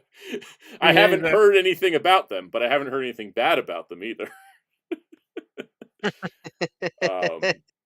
Smith the Crow says the story of G.I. Joe, is that the best G.I. Joe movie? That's the best movie that has G.I. Joe in the title. And I like Retaliation. Hey, Retaliation. But the story of G.I. Joe is great. like an actual film, you know, it's like a good movie. Mhm. Anyways. And then lastly, Crunchyroll is re-releasing Funimation's Akira 4K and Blu-ray in a Steelbook edition, so if you missed out on the limited edition that had to get a corrected disc, which the corrected disc I think made the release fine. Oh, really? Yeah, there was a corrected disc, but once it was corrected, I thought the set was good. I know other people have some problems with some of it, but the corrected disc I felt fixed it, and this is going to be a re-release of that in a Steelbook. Crunchyroll's been doing that. They've been going through and re-releasing stuff, so I think it's a good release. Others are like, it's terrible because of yada yada and yada yada, and I'm like, look, I'm gonna be honest. When I watched it, I didn't notice yada yada or yada yada. So I know. I always see it online with something like just like you. I'll watch something and be like, I don't see the issues. Yeah, and I'm pretty tuned into stuff, Mhm. but like, there's some things where I'm like, if you're starting to count the bit rate, you might be going further down the rabbit hole than 99% of the planet is going to care about. The question I look for is like obvious stuff, like Terminator 2 being blue. Blue and waxy is noticeable. Waxy. What was the problem? 'Cause I heard the walls it was really bad. The 4K. What was the problem with that one? I don't know yet. Did they have the same wax problem here? I heard it's. Well, I mean, it's weird because they're claymation, so I don't know if the wax problem is it. I know there's some lighting issues. There's some rain effect issues. The problem with the Wallace and Gromit 4K is that it's upscaled from the Blu-ray master, not from the original film negative. Real film, yeah. I also heard that it's only like one of the shorts. Since it's like so like the like 2 of the shorts I think are perfectly okay. I heard, and then like but one is like, really bad apparently. 1 looks good, 2 look okay, and 1 looks awful. Yeah, that's Spin what texture in the clay is getting smoothed over. I have. Oh, that sounds bad because that's kind of the charm of Walls. Yeah, I need to. I have the set. I opened it. I will say, first of all, the cardboard is incredibly cheap and thin, and I kind of hate it. Like, I can't wait like for the that. cardboard sleeve that I can't holds wait the for that one. discs is worse than like anything I've ever touched. Ugh. And I have to go. I When's, haven't when you're put the gonna disc in figure yet, though. I this- need to go through the disc, go through people's comparison shots, show my parents, and be like, "Do you notice anything wrong?" Because I use them as like a barometer. I don't know how to pass judgment on that. When's your haul? Blu-ray your haul will quarter be like haul first for this week month? of January, I think, or maybe the last week of this month. I'm not sure yet. Let's see. It might. No, actually, I've got everything booked up. It might be like the 1st of January when that haul comes out. I'll have a judgment by then. Spin Dash says, honestly, I'll probably just return the 4K set and double dip with the Shout and Lionsgate Blu-rays. Probably good, because I don't like the packaging on the Shout 4K set. So, yeah. Blade Raider says, me 70% of the time someone talks about performance issues on video games, it's just, what are you talking about? Look, I'm a fighting game guy. I count frames when I play fighting games, but my god, the debate over 30 frames per second and 60 frames per second is just stupid most times. I remember people complaining about Kirby Star Allies being 30 frames, and I play like, what's the problem? Like, it runs as long as because if it's always 30 frames, then I don't see what's the problem. If it's not a racer or a first-person shooter, you will never notice a difference between 30 and 60 frames for any other type of game. Those are the only two that actually need the extra frames, and it's because of precision. Like, to me, like, for me, with frame rate, no 30 frames. Yeah, fighting games. Yeah. Because fighting games, you need to have them at a certain frame rate because it's frames. Literally how the animations work. Yeah. Like Yoshimitsu's throw. But, if it's not 60, you're not seeing it. Yeah, but for like a platformer like Kirby. Yeah, you don't exactly. Yeah. It's like 30's fine. For most games, and then it's like if you have shooters, racers, and fighters, those are like the three. Basically, it's like Twitch arcadey style. Yeah, notice the thing they share. Those three. Mm-hmm. There's a reason why Marvel Rivals is not the Switch. Exactly. But yeah, no, it's like most. I mean, how does Fortnite run on Switch? Then it runs. I lost a match one time because the input lag was so bad I couldn't move. Wow. Smith the Crow said, thoughts on Shadow Labyrinth, that new Pac-Man game. Okay, so why is it Pac-Man? I watched the Netflix. The secret level episode that was the weirdest Pac-Man thing I'd seen is apparently a prequel to that game. I watched it. I'm like, why is this Pac-Man? There's literally nothing about it that makes it Pac-Man besides the yellow dot. I didn't watch it. I only saw the trailer, and I was like, "What are we doing?" And then I saw the trailer for Shadow Labyrinth, and I'm like, "What are we doing?" Like, I watched it. I watched it, and I'm like, as a sci-fi like story, it's fine, but it has nothing to do with Pac-Man at all. It feels like Bandai would not give Shadow Labyrinth any money, and they're like, "Look, we put Pac-Man in it," and they're like, "Here's all the cash." Yeah, that's what it feels like. It literally is just. It's literally. But the thing is, unlike say like Bomberman X-Zero, like Bomberman X-Zero actually plays like a Bomberman game. There's no way to get away from the Bomberman IP for that game. But Shadow Labyrinth, take away the Pac-Man thing, it's just a like sci-fi Metrovania game. Mm-hmm. That's it. Like Spin Dash has a good point. It's not like Bomberman where it's a big revival after years of nothing. We have so much Pac-Man, and we're never gonna stop having Pac-Man. I am really terrified for that upcoming Mega Man episode. Yeah. Let's see. That's just I just kind of felt like I just felt like with Shadow Labyrinth, it's like I can tell they just put Pac-Man in there to get the funding for it. So it's not anything to do with Pac-Man. AR talked about people arguing about 60 frames per second for movies. No, never in no. Hey, I hate that so much. Hey, movies and shows are supposed to be 24 frames per second, so you have a barrier of reality between you and the events in the story. Hey, Cass, how do you feel about 60 frame Dragon Ball? I hate that stuff so much. I hate when they do those AI 60 frame upscales of anime openings and stuff. It looks so. I have so many dark thoughts about people that do 60 frame upscales. I'm like, only these certain video games. Nothing else needs to be 60 or high. Oh my goodness. Spindash says downvote Like, every said 4K 24. 60 frames per second anime video see on YouTube. Exactly. Yeah. Like, the thing is like videotape stuff can be in 60 frames because that's what videotape is. But like everything else, there's a reason why the industry standard is 24 frames per second.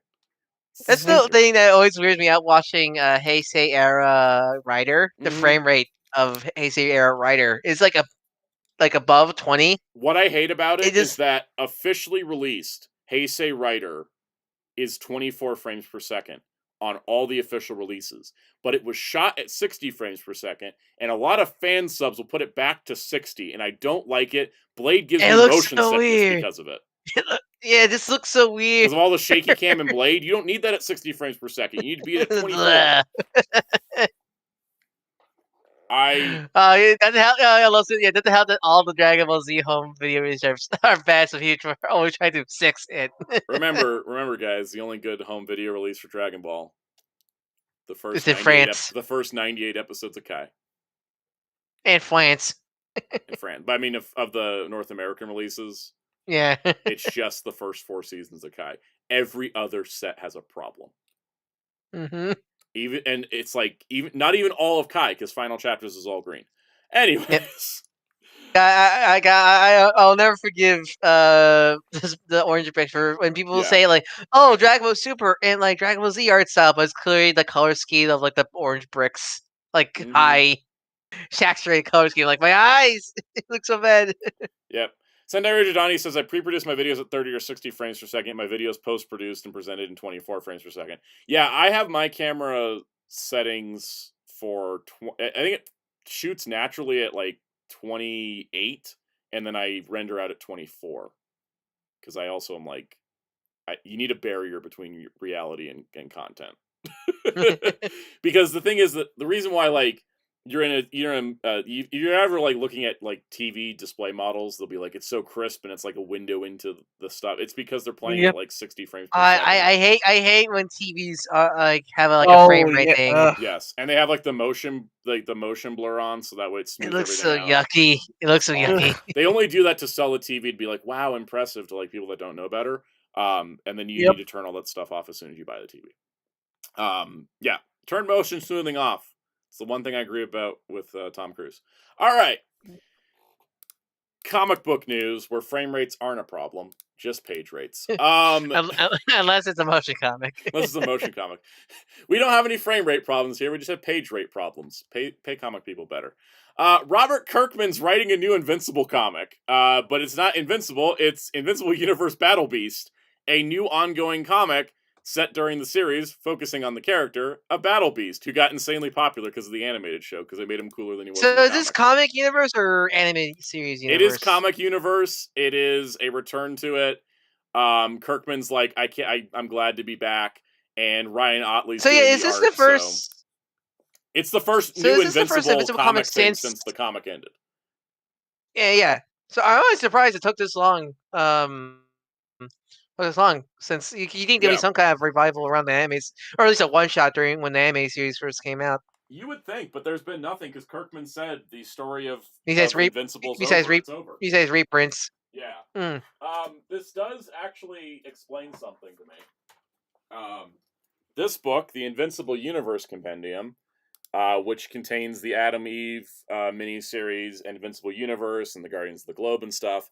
It was labeled Volume 1, and I was like, why? Because this is all the extra material that's for Invincible's universe. But future-proofing. Yeah, future-proofing, because I now imagine the Battle Beast series being called Invincible Universe Battle Beast will just be Compendium 2. Because I doubt they're going to run... It's an ongoing, but I doubt they're going to run it longer than, like, one volume could fit it. So... Blader just said Battle Beast, so Invincible's now part of the Energon universe? No, because it's just a different Battle Beast. I first saw that when I read the notes Santa gave me. I'm like, huh? Battle Beast. Yeah, sadly no. But anyways, I'm excited because I will always take more Invincible Universe stuff. I always get confused Battle Beast with what's his name? Titus from Guardian? Like the white cat man Titus that was a build figure. Yeah, I always get the two confused because they look the same.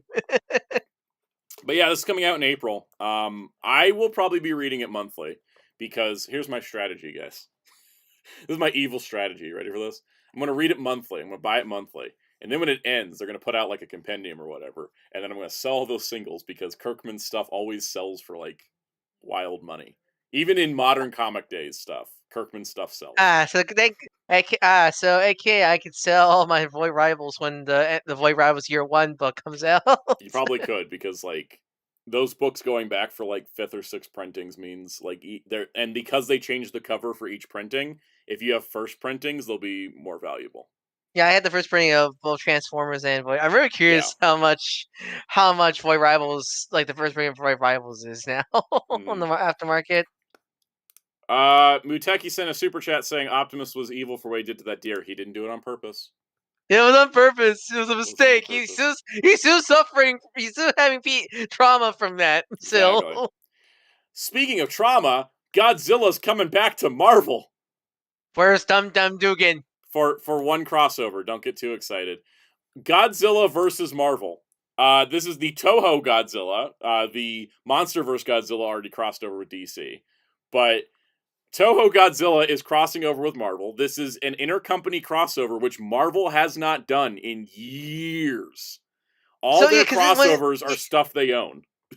Yeah, so like when intercompany crossover, that means like the whole universe, right? Like or what? Like I never really understood the difference between your normal crossover with the Marvel universe versus like intercompany crossover. So intercompany crossover. So for example, Ultraman versus Avengers is within the Marvel company because they own the Marvel comic license they own the Ultraman comic license at Marvel, right?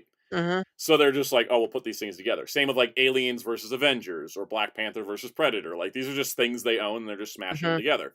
Whereas when they do this, they have to get signed off on by Toho, and they have to get signed off on by IDW because they're the current rights holder for Godzilla Toho-verse comics. So it becomes a whole thing where they have to split money, and Marvel don't like to do that. DC will do it all the time, but Marvel don't like to do that. Yeah, because I guess the term intercompany threw me off because when I hear that, I think are they talking about like themselves? Because it's not like intercompany versus intercompany. So like intercompany is like everything inside the company. Intercompany means you have like you have the international intercompany, connecting different companies together to do stuff.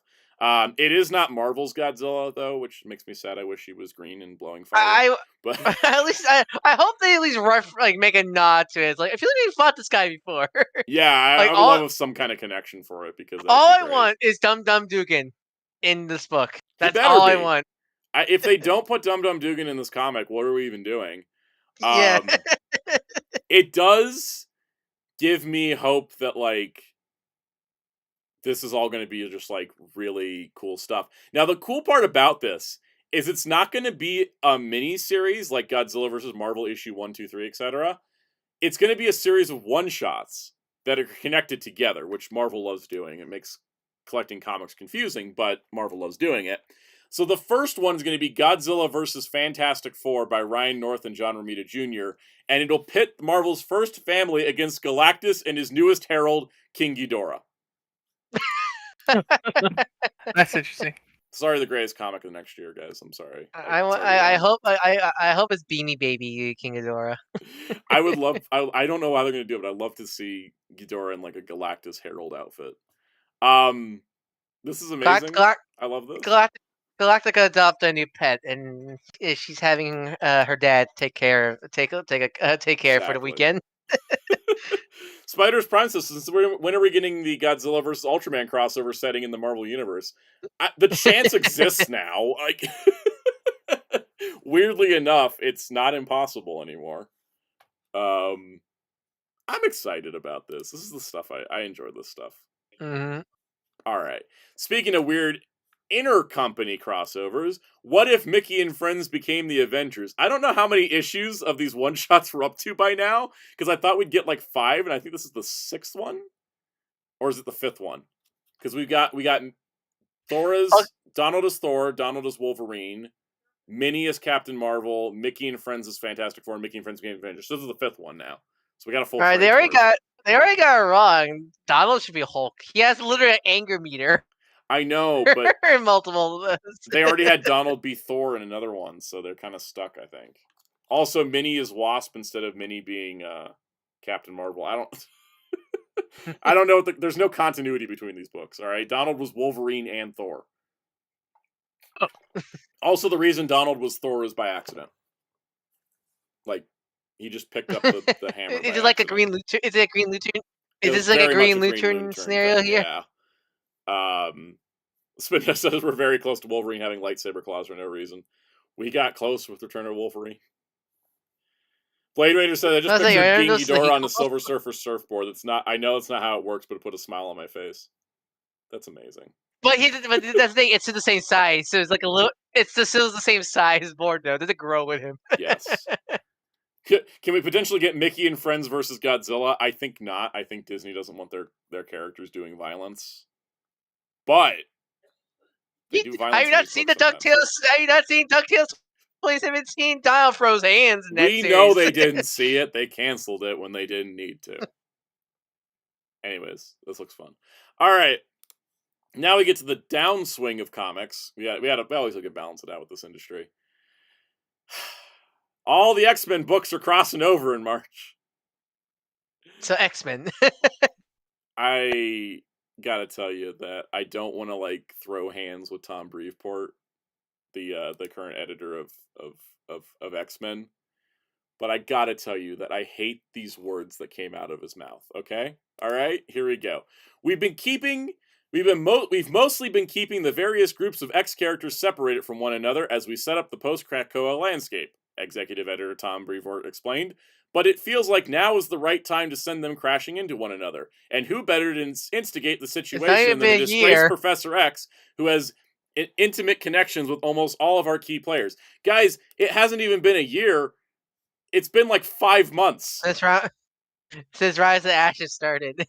And he talks about this like it's the first crossover. Raid on Grey Malkin is happening right now where Uncanny and X-Men are crossing over.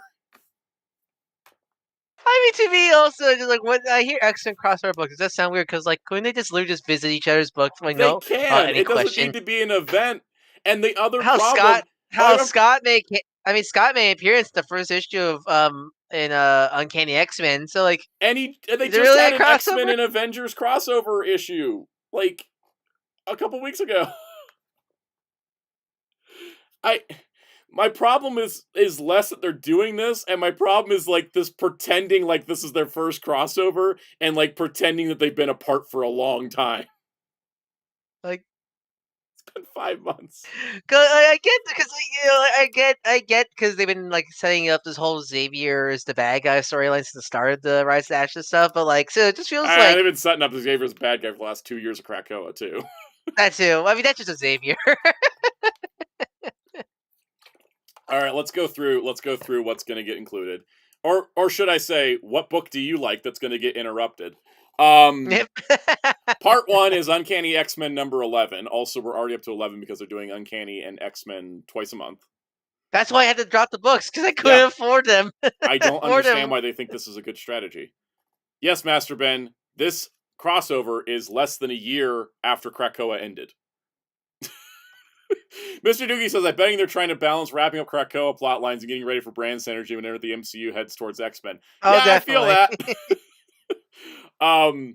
Anyways, Uncanny X-Men, which I've actually really enjoyed. NYX, which I haven't liked at all. Part 2. It didn't get better. It didn't get better. I dropped it after issue 3. I was like, I'll come back to this later, and it's called When It's on Marvel Unlimited. I don't have to spend $4 a month. By the way, the Marvel Rivals limited comic for you when to read. Yes, I read it actually. I was before everybody found out about it. I just opened because I always check Marvel Unlimited at midnight on Sunday, and I was like, oh hey, a Marvel Rivals comic. It's pretty cool. It was a fun little thing. AR says, what's it with mainstream comics being able to go longer than a month or two without doing some kind of crossover? Because they think it sells books, whereas it just makes me tired. And I don't know if that's just because I'm old. Yeah, it's honestly impressive that Air Universe hasn't done a yearly crossover yet. Yeah, they're even Massiveverse does the annual one-shot crossover. Mm-hmm. But anyways, NYX number 9. I haven't really liked that book. Storm number 6 is part 3. I love the Storm comic. It's so good. But my God. Issue 6, come on. The girl hasn't even gotten a trade yet. Don't be throwing her into crossover stuff. Also, isn't like it's so weird because they put her in the Avengers book and they're like, Storm's going to go on her own path. She's got her solo book where she's hanging out with Brother Voodoo, and I haven't gotten the newest issue because of FedEx delays, but like apparently really hanging out with Wolverine. And then she's off like doing Avengers stuff, and she's off doing her solo stuff, and then she gets dragged right into the crossover stuff like 6 issues into her solo book. That woman is carrying everything on her back. She always is. God, her book's so good though. I think it'll be fine. X-Men number 13 is part 4, which I don't know. It looks like Storm's zapping the shit out of everybody, and honestly, girl, same. Getting Rivals flashbacks already. Yeah. Part 4 will be X Factor number 8. I'm mixed on this book. They pulled a bait and switch after the first issue. By the way, this news topic, yes, is for me to secretly talk about what I think of From the Ashes. So yeah, wait, actually, go back. So what do you think of each book so far? I mean, I've been kind of giving it. I forgot to mention X-Men. I've been enjoying Uncanny. I like a lot. X-Men is. It's okay. I think the problem with X-Men is that it's twice a month, and so what we have is this kind of thing where it's like Jed McKay's doing a good structure where like one issue moves the plot forward, one issue is a character focus, but it also just starts to feel a little disjointed. Because yeah, because like, Jed McKay is one of my favorite writers. I think he's Avengers Run, great stuff. But I think, I feel like having 2 issues per month, it's probably like make him like stressed. He's doing 2 issues a month on X-Men, an issue of Avengers a month, and an issue of Moon Knight a month. Like, man, it's a lot, and I think his X-Men's suffering for it because his Avengers and Moon Knight are still good, but I think his X-Men's a little weaker. Yeah, anyways, X Factor, the first issue was weird, and then they killed off most of the team, and then the second issue had a new team. Wait, really? And I was just like, okay. They did Gun Suicide Squad? They did a Gun Suicide Squad thing. Like, it was so weird, and I was like, okay. And then, like, the new team, I'm like, I kind of like you better, but then they just put, like, Havoc back in, I'm a dick to people mode, and I was just like, okay. All right, X-Force. Boy, I like Forge and Sage, but I don't like this book. Can't tell you. Master Ben, they can't be reborn via eggs. That is all done for. There's no more resurrections. Yep.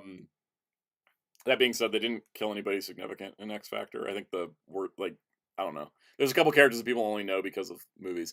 Anyways, that's part 6. There's going to be a tie-in. Exceptional X-Men number 7 is going to be a tie-in. It's not one of the name like numbered parts of this. Also, these books all come out the same month, so it's like, why do you also need a tie-in? But anyways, I read the description. It kind of feels like this has nothing to do with the event. Exceptional X-Men's been great though. If you like Kitty Pryde and Emma Frost being catty at each other, like for most of the that sounds like a great book. It's exactly. I like it a lot, and I like the new mutant characters they introduced in Exceptional. I think are way more interesting than the ones in Uncanny, and more interesting than the one in X-Men. I think I don't know. They're spending more time with them. Master Ben, yeah, Gail Simone's still on Uncanny X-Men, and I still like it, but it's not. X-Men sadly has Key Omega in their book, and it's part of his main roster. I don't like the roster in McKay's X-Men. Well, for me, is they just having Key Omega there, sadly weakens that because I like everybody else in that roster a lot. Yeah, they don't get to do anything. I think McKay's X-Men roster's too big.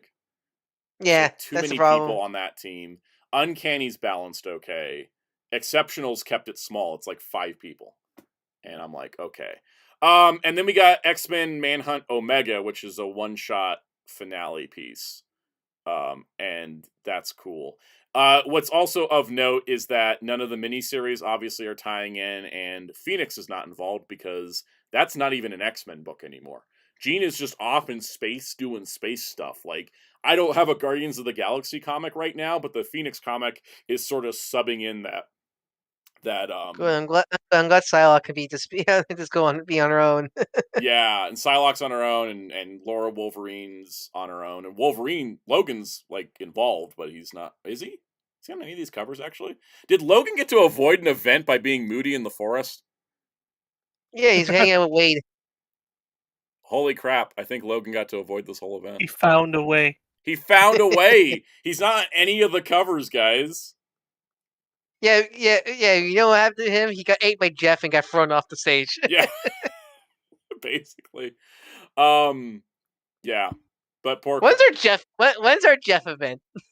There was a Venom War Jeff tie-in issue, which was really great. But I mean, Marvel Rivals is giving us a Jeff Splatoon event, so I'm like, just give us a comic event for Jeff.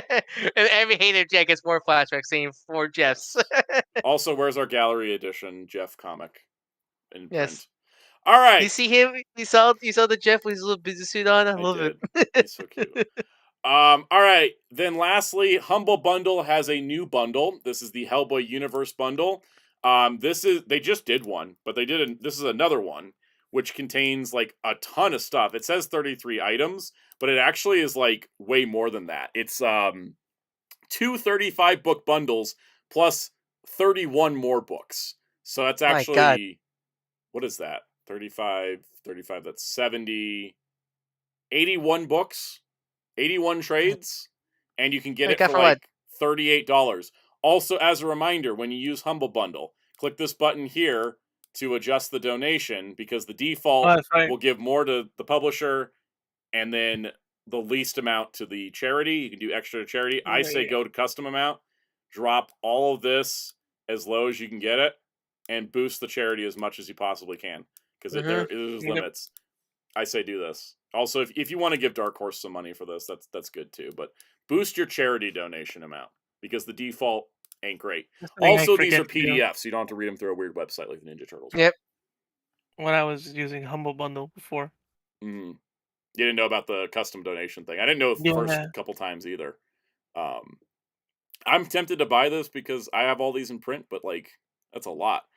So I guess for context, you get all of the Hellboy BPRD stuff. You get all the Ape Sapien series, all the Lobster Johnson volumes, Crimson Lotus, which has been out of print for years. I had trouble cracking down a copy of that one. A bunch of the smaller like Hellboy one-shot stories, some of the other like material. It's pretty much like, I want to say, I don't think I've 100% checked it, but it's almost everything. I know this BPRD one, this BPRD bundle, that's all of BPRD. Hellboy the Lost Army is all the Hellboy stuff plus stuff that's not even in the omnibuses, which is tempting for me to like actually go in for that. So yeah, anyways, that's crazy, but go check it out. Support some charity, get some comics, and read one of my favorite comic book universes of all time. I love the Hellboy books. Let's see. Sly Rocker says, I don't think Wolverine is entirely avoiding the event. What's that head? Isn't that his head behind the X and Uncanny X-Men? Let's find out. Where's the Uncanny X-Men issue? Oh, that's him. Yeah, Logan didn't avoid the event, guys. He's right there. I just didn't notice him. He's right next to Storm. His face is like covered mostly by the X, but yes, Wolverine. He got Mike Wazowski. Did Nightcrawler make it out though? Did Kurt teleport his way away from this? I think so. I don't see Kurt in any of these. Is he also on the Uncanny X-Men cover? No, I don't see any blue. Nightcrawler stands out in a crowd. I don't see him. I think Kurt might have escaped. Anyways, comic books. I love comics. Mr. Jugi says, I'm surprised it didn't come with a digital copy of the Crooked Man film with its reception. I still want to watch that movie. I just don't want to spend money on it. Watch it before we do our like year-end like ranking of everything. The problem is, if I want to watch it, I have to buy it on digital or physical. Do it. It's just like tax write-off. Tax write-off. I should own it because I just own all the Hellboy stuff on Blu-ray, but like, if it's bad, it's gonna hurt me. What are you gonna get first, Dad, or the Crisis movies? That, because at least I haven't seen it.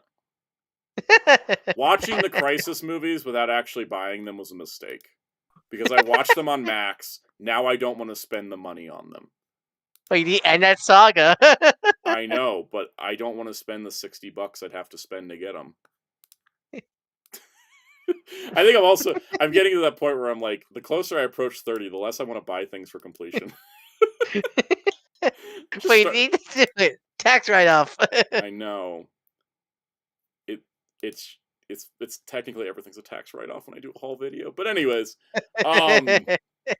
yeah, no, it's that Crisis stuff. All right, let's get through the toy news because there's not much this week. We're in the lull. It's almost Christmas. It's almost Christmas. Nobody's announcing stuff. All right. Click. The Star Wars Gift the Galaxy promotion is just like the weekly, like, let's reveal stuff thing they do. First up is this atrocious 2-pack. So I don't have a problem with the Luke in the guard armor, aside from the fact he's too tall, but he's wearing armor, so whatever. I have a problem with this Leia being basically the same as the archive Leia that's still dirt cheap in clearance bins everywhere. Where's that Luke from? Shadows of the Empire, old expanded universe. Oh, okay. I'm like, why is Luke dressed like a Power Ranger? Yeah, he's an Imperial Guard where they got like armor stuff. Shadows of the Empire took place between Empire and Jedi, and it was like the origin of Leia getting the Bouche armor. So I get why she's included, but we just got this figure as a re-release, and it's still sitting around, and it's like, maybe you should have just included somebody else. The Luke in that armor reminds me of Drake and Josh. They had their own like parody Star Wars series, and they're not stormtroopers. Are literally like look like that armor Luke's wearing, like the red and everything. That's funny. They're like, we're doing Shadows of the Empire because it's legally attainable. Blade Raider says, "Aren't you a little tall for a Luke Skywalker?" Yeah. Anyways, the other thing that was revealed is a little bit better because it's vintage collection. It is a 3-pack of 3 Empire people. You got Captain Jalad Palanion. Star Wars names have always been tongue twisters.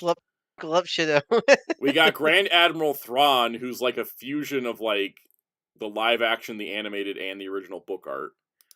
And then we have Joruus Sabaoth from Heir to the Empire, which they made a Black Series figure of him, and then all the vintage collection people were yelling. Jesus! Yeah, basically. I mean, actually, honestly, with this face sculpt going on here, he kind of looks like Alan Moore. Yeah, Space Alan Moore. Ask him about it. The snake. I mean, isn't Alan Moore already a wizard? Legally, he is. Yes, he's legally a wizard. He's also really good at making comics. I don't know if this is canon. This shot of like Thrawn like sidestepping this captain dude to get like force lightning, but that's neat.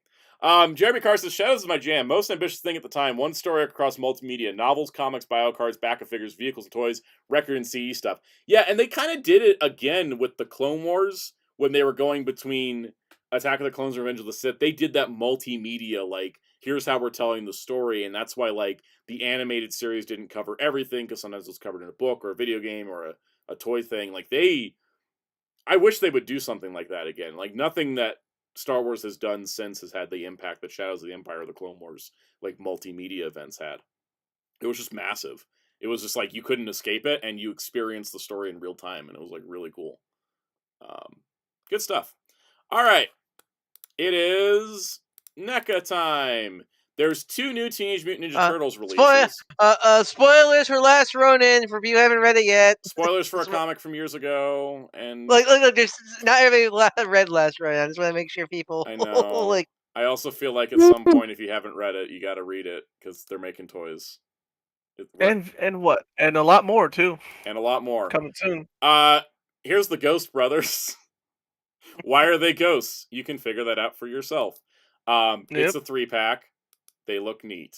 I kind of like the molds. I don't really want them in ghost versions. AR, that's the most relatable thing he could have said. I own it, but still have to read it. That's 40% of my book collection. I really do I want these molds to come out in normal colors because I kind of dig them. They're cool. Yeah. I mean, I was just thinking, I'd hope that at some point they would do that. Like they look like chunkier. They look like chunkier versions of the IDW Turtles designs to me. I kind of dig them. Although I guess, do you like the clear Gundams that come out or no? Not really. Oh, you don't? Okay, that explains why you don't like these. Anyways, There's also the Mirage Leatherhead, which you finally got. I felt this way when they showed him at New York Comic Con or whatever. I thought the original prototype they showed, like in 2023. You mean the one that looks like a statue, pretty much? The one that's I tracked thought the statue? sculpt on that was just better than this. Well, I mean, you don't have to worry about articulation. It wasn't the. I felt like the articulation, but it's the way the face is done. I don't like the face. It looks a bit friend. Yeah, I like the meaner look they had going for him. You know what I mean? Like I think maybe because I'm so used to the 10-3 version, but I would just buy a lot more Jack. Yeah, I think that's the other thing too. Is like the no articulation sculpt had like a meaner face and he was bulkier. And then when they do the articulation, they kind of like slimmed him down and then gave him a friendlier face. And I'm like, I don't know, I don't like it as much. Both of these releases are going to be NECA store first and then retail later. So if you want them now, you got to order them from the NECA store. But you know, if they send you a second one by accident, they're going to make you pay for it. I just have to preface that because it's an ongoing thing right now. But yeah, those are neat. It's McFarlane time. Speaking of Crazy Uncle Todd. The Batman vs. Kong 2-pack is finally up for order, so we finally have looks at it. Kong. Here, Kong. Here's a mini me. Am I gonna make a harsh but valid comparison here? What? This is the McFarlane Toys DC Multiverse equivalent to the Hasbro Marvel Legends Lockjaw and Crystal 2-pack. How much? This is $70. Well, it's giant Savuvi Kong figure, pretty much. Yes, $70 for a Kong that only has shoulders, wrists, waist, and neck articulation. Nothing in the legs, it seems. Maybe the legs move. No elbows or knees on this guy. The Page Puncher's Batman is a repack. Giant Savuvi figure. Giant. It's like a 9-inch tall Safubi. It's a little big. The Batman's a complete repaint of an existing figure. The Page Puncher's Batman's a repaint. It comes with an alternate head for Kong, and that's it. I think they're repaint. I didn't take a closer look. I know the Batman just straight out the Hush. He's figure. The Hush mold. Oh, he has black a new and gray, head. black and gray Hush figure. And he has a darker gray. Okay, I figured it was a new head. He's a new head, darker gray. Kong has 2 heads, and like a lot of people have said, just buy a Hia Toys Kong because he's like 55 and you get full articulation and accessories. He's not going to be as big, but he's going to be kind of close. All I see is just because such as the pack in a normal sized Batman. All I see is hello Grodd, Mega Fig Grodd, practically. And that's the other thing too, is that like because in terms of scale, it's not bad for Grodd. It's way too small for Kong, because it's Monsterverse Kong. because even with the tiny Batman's too big too. Yeah.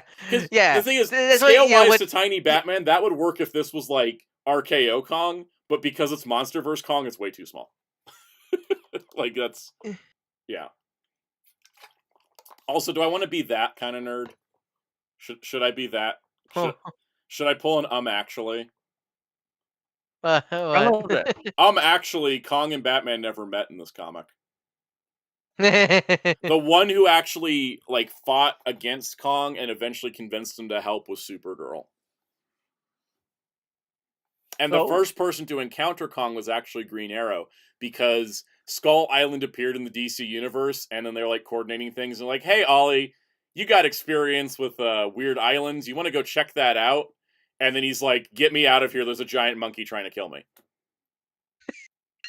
And then Supergirl was like, I got this. And then spent like 3 issues like working with Kong. And she's like, now we know each other. It's great. And then Kong became a Green Lantern. If this was Green Lantern Kong, I would have bought this. Articulation be damned. Watch, that's going to be a repaint later on. It should be. It better be. But yeah, I don't know why. It could have been like a Supergirl 2-pack. Because that would have been appropriate for the story. But I get why it's Batman. I mean, we do need a better Supergirl figure than one we got. We really do. But I do think 70 for this is a little much. Just kind of felt like with Lockjaw and Crystal, it's like contents wise, it's not bad. It's just that price. Price just feels a little high for what you get. I see. Yeah.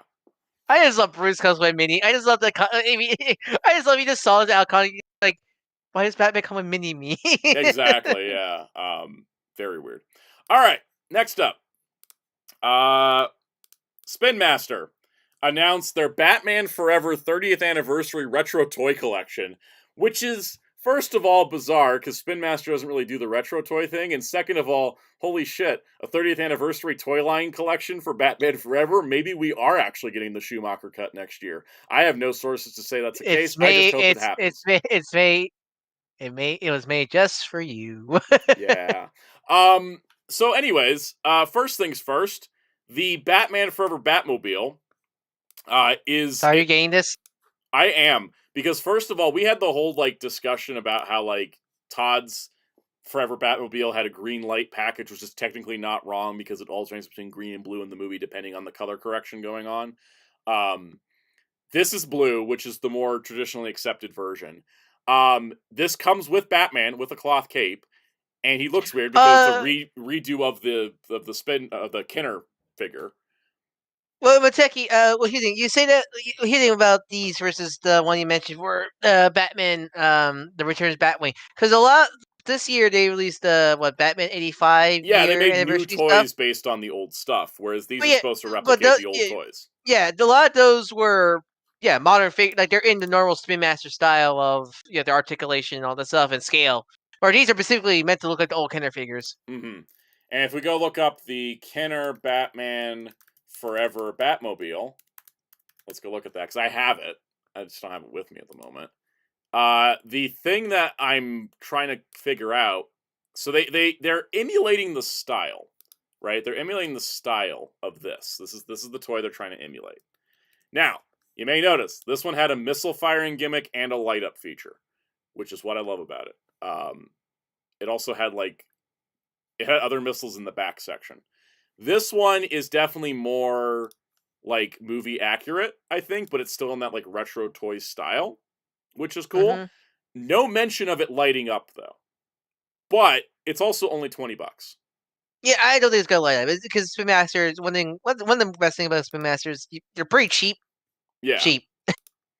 And the sacrifice is gonna be like, oh, it's just a giant hollow plastic car. But like sometimes people just want that.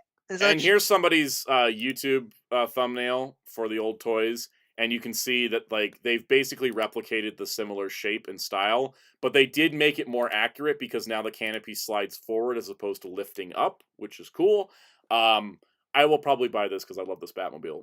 It's my favorite. It's my favorite live action Batmobile. So easily. You're gonna have a whole fleet. You're gonna have a whole fleet of these things. I have a whole fleet of just this Batmobile. I have the Hot Wheels car. I have the smaller Hot Wheels car. I have the bigger one. I have the Kenner. I have the one that also turns into the Batwing and the Batboat. And I have the McFarlane one on the way. So I got a lot of this Batmobile. But anyways, the other Can't wait for the video of Soundout Batman Forever Batmobile comparison video or something like that. Here's every Batman Forever Batmobile I own. I have. Yeah, there you go. So what's interesting to note as well is that the Batman included in the Batmobile is the sonar suit from the end of the movie, and there's going to be a retro card wave that has Riddler, Two-Face, Robin, and regular suit Batman, which people always forget that Val Kilmer actually had two suits in the movie because they're very similar looking, but they are different. You gotta sell them toys. Exactly. So this is going to be, these are all going to be Target exclusive, which I think is fine because it's, based on a 30-year-old movie. $20 for the Batmobile. The figures will be $9 each. Now, of note, they are on retro cards that are emulating the old toys, but they aren't like exact. Yeah, because it's the modern DC logo on top, most obvious. Yeah, and then also they don't come with any of the accessories the original toys came with. And for some reason, there's not shots of Riddler in this little gallery. These are all set to come out January 2025.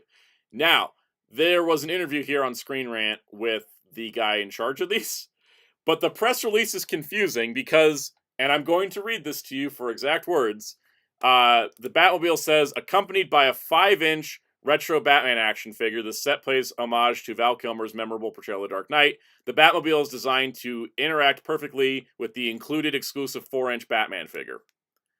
I think they just messed up and said 4-inch here. So because so- the one for the retro figures, they say each 5-inch figure. So I but think yeah, they're but supposed- but and then Spin 5-inch Master's scale. main line, but Spin Master's main DC stuff are 4-inch. 4-inch. So maybe that's the confusion. I think they just reuse some copy text, and by accident, I mean Hasbro does this all the time. It does say unique translucent chassis that showcases interior detail and movie accurate design, so not lights, which is fine because I think it's cool. Anyways, the other thing too is in this interview, they talked about details and stuff, but the question was brought up of will there be more, and the short answer is yes, there's going to be more than just these. I'm trying to figure. There was a quote in here. Where is it at?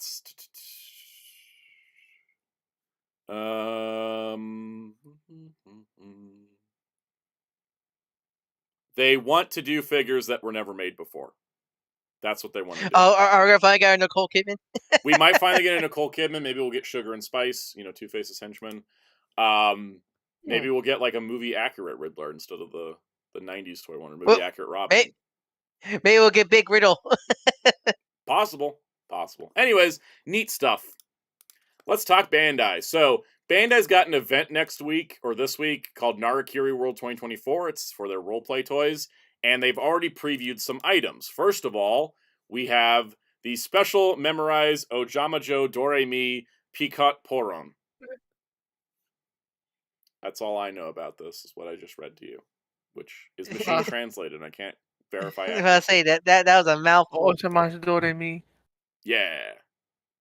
Anyways, magical girl, but aimed at the younger crowds. Makes sense.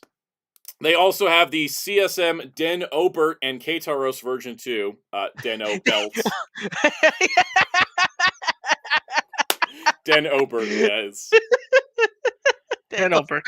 That sounds like a Pokemon. Den Obert. Den Obert. No, wait. No. You know what? You know what it sounds like? Dental plan. Dental plan. Oh my god, yes.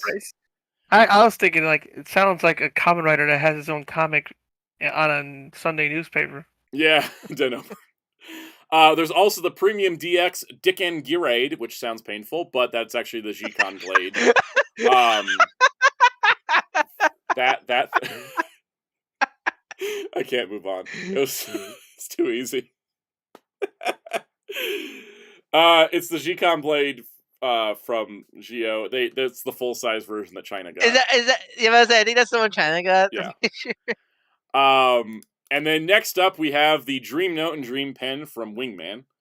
Because we saw these at was it one of the Time Machine? Yeah, we saw events? the Dream Note with the Figuart. It was in the same display at the Time Machine. So really cool to see. Yeah, it's actually real. And then the Boom Boom Changer Memorial Edition, which I had a feeling was coming, and I hadn't bought a Boom Boom Changer yet. It's a modern day Bandai. Bandai. You know that they're gonna release a memorial of every single main Toku weapon. On top of that, this one has several physical differences, including a light-up LED gauge display, a more accurate color LED coming from the exhaust, as well as a more accurate shift piece that doesn't have clear plastic in it. So it's kind of like overall a completely better device. And it comes with the deluxe version of the Boom Boom trailer car, which has only been released as a candy toy and a TV Kun promotional bonus as a clear version. I learned all that last night. I double-checked. I can't wait for the Arc Riser Memorial Edition where all it is just sounds. Because we know it's going to come because they already have the buttons in the mold for it. Yeah. I definitely want to get the Boom Boom Changer Memorial Edition because it comes with the deluxe version of the car, of the trailer car. But now I just got, so that makes it easy because I was like, do I want to buy the bundle with Boom Boom Jirobo plus the Changer? No, I'll just buy the one with the Boom Boom Jirobo and all the cars. So. Stay tuned can't wait for that, Sir Guy over there. Yeah, that'll be fun. I'm gonna make like a big order and be like, here's all my Boom Boom cars. All right. Now it's time for them Figuarts. As we talked about briefly last week, SH Figuarts King Goma from Dragon Ball Daima has now gone out for pre-order on Premium Bandai, where if it's available in your region, for $75 for this tiny dude. That's a lot. That's a lot. But that is standard Figuart pricing for Daima stuff. And then, yes, that's right, Oma Ender and Kyle also mentioned, the Boom Boom trailer is different than the actual mech, because the mech if you put the changer on the mech, it does the final attack. But if you put this little car on the changer, it does the summoning sound. That's why it's important. Anyways, he's got multiple facial expressions, multiple hands, and he can laugh and stuff. And then he also comes with DLC for Goku, including an extended power pole, a spinny power pole, and a thwackens power pole. So I like this.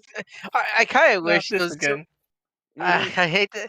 I kind of wish it, couldn't those be released with like Pansy or something like that. I feel like those Pansy it doesn't make sense for Gum just with or Goku Shin to begin with. or yeah. Especially because I like those effects, but still. It is kind of funny they threw 3 Goku DLC parts in with one figure instead of like spreading them out even further. Like, you know what I mean?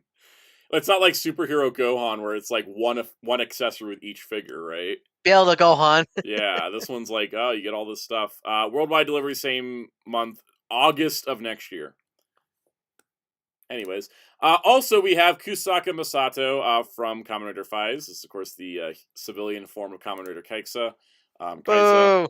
I don't like this character. I'm watching Faiz and I keep having to stop because I'm trying to get through Naruto instead.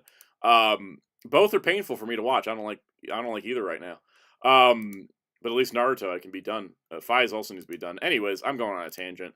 But there's Kusaka. Back to Dragon Ball. What do you guys feel about Majin Ku? I like that his one fight scene gave him his entire Sparking Zero moveset. For now, I feel like there's gonna be more to that for him. I mean, even if he never comes back, like they gave him a level 1, a level 2, and a level 3 like attacks in one fight. They're like, here you go, Sparking Zero devs, have fun. Ooh, Sly Rocker says, I feel like they could have added some of these Goku accessories that the SSJ Goku released. Yeah, instead. you know what? Yeah. Why did they do that? God. But instead, the SSJ Goku is $35, but P Bandai. I do love in the latest episode of Daima. It would just going like, I love my wife at the beginning of the episode. Yes. Also, I just remember there's a promo going on where if you order mini Super Saiyan Goku, you get free shipping, and then you will get a bonus free shipping coupon, which you can then use on like Goma. So there's that. If you guys are buying all the Dyna stuff. So, anyways. And then lastly, going up for pre-order on the 20th is the SH Figuarts Galaxy Armor Pack for Ultraman Arc, which of course is a frickin' P Bandai exclusive. That was the downside I knew was coming.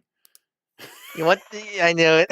I was like, it's gonna be like they were like, it's an armor pack. I'm like, that's great. And then they're like, it's P Bandai. I'm like, I expected that. I couldn't be too good. Couldn't be too good. How much would armor packs? They're more expensive than the figure because the way that the price worked out is that like they did the reduced price thing for Arc, so he was like 3,500 yen. And then the armor packs were like 3,750, but because they're not reduced price, they're just normal. Yes, Kyle. At least it's not an event exclusive like Frydran armor. Blade Raider, the SSJ Mini Goku's $35. He's not too bad. So, anyways, the thing is that this hopefully won't be too expensive. And hopefully it'll be on P Bandai US or a retail release here or something. Because but I say, is it P Bandai only for Japan? Yeah, well, hopefully we don't know because they don't have the Tamashi page up yet, so we don't know. Because the thing is, we got Exceed X, but then we didn't get the Beta Spark armor set, which was the dumbest thing I'd seen them do. It's like, how do you not put the armor pack out for the figure you released? So, anyways, hopefully that all works out. You guys ready for entertainment news? Yes. God, this is gonna be fun. This is gonna be a fun thing. Yeah, Blade Raider says for free shipping, that's tempting. It is kind of tempting to get Super Saiyan Kid Goku or Mini Goku because it's free shipping. It doesn't make them like too expensive. Guys, there is so much weird. I gotta say, this is the weirdest set of entertainment news I've had for us in a while. In a while. Like it's bizarre, you know. It's bizarre, and Variety's trying to have me turn ad block off. I'm like, no. Soundout12 Bizarre Adventures. This is going to be some bizarre adventures, guys. The entertainment section today is in 2 sections for context. 1 is going to be regular entertainment news, and then 2 is going to be all about Sony Spider-Man, and that's going to take the rest of the stream today. So, guys are waiting for more toys. There's no more toys. Toys are over. That's it. Toys are gone. No more toys. No. No more toys remaining in the Or decade. toys for anyone. You have to wait till Christmas to open your toys. All right. Entertainment news. First of all, not so weird, but cool. Another missing Doctor Who story, The Savages, is going to be animated. Because a lot of the missing episodes for Doctor Who, they have the audio for them, so they can animate the episodes to make up for the lack of video footage. And this is a first Doctor story. It's another one that's coming out. It's a 4-part adventure coming out in spring on DVD and Blu-ray. And yeah, I don't really have anything else to say on it. It's nice that it's a 2D style and not the horrifying 3D style that we saw in things like The Toy Maker. I mean, they're always so janky. I appreciate the jank from a historical perspective, but I do wish we could get some really solid animated Doctor Who stuff. I mean, it kind of fits with these old Doctor. I imagine if Doctor Who was animated series back in the day, they would look like this janky head. Yeah, that's why I prefer the janky 2D versus the creepy 3D. You ever seen the 10th Doctor animated I tried, specials? and they look so bad. I can't. I started one of them as like a test, and I had to turn it off after 3 minutes. Which one? There's the one with Martha and the 3D one.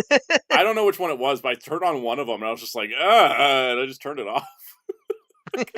Couldn't handle it. Jeremy Carr says BBC does the 2D, the other studio does 3D. They alternate releases. Okay, that explains it. Kyle says, shout out to the one guy who recorded the audio of every 60s Doctor Who. Hate that I've forgotten his name. Yeah, shout out to that guy, because now we can at least get these episodes.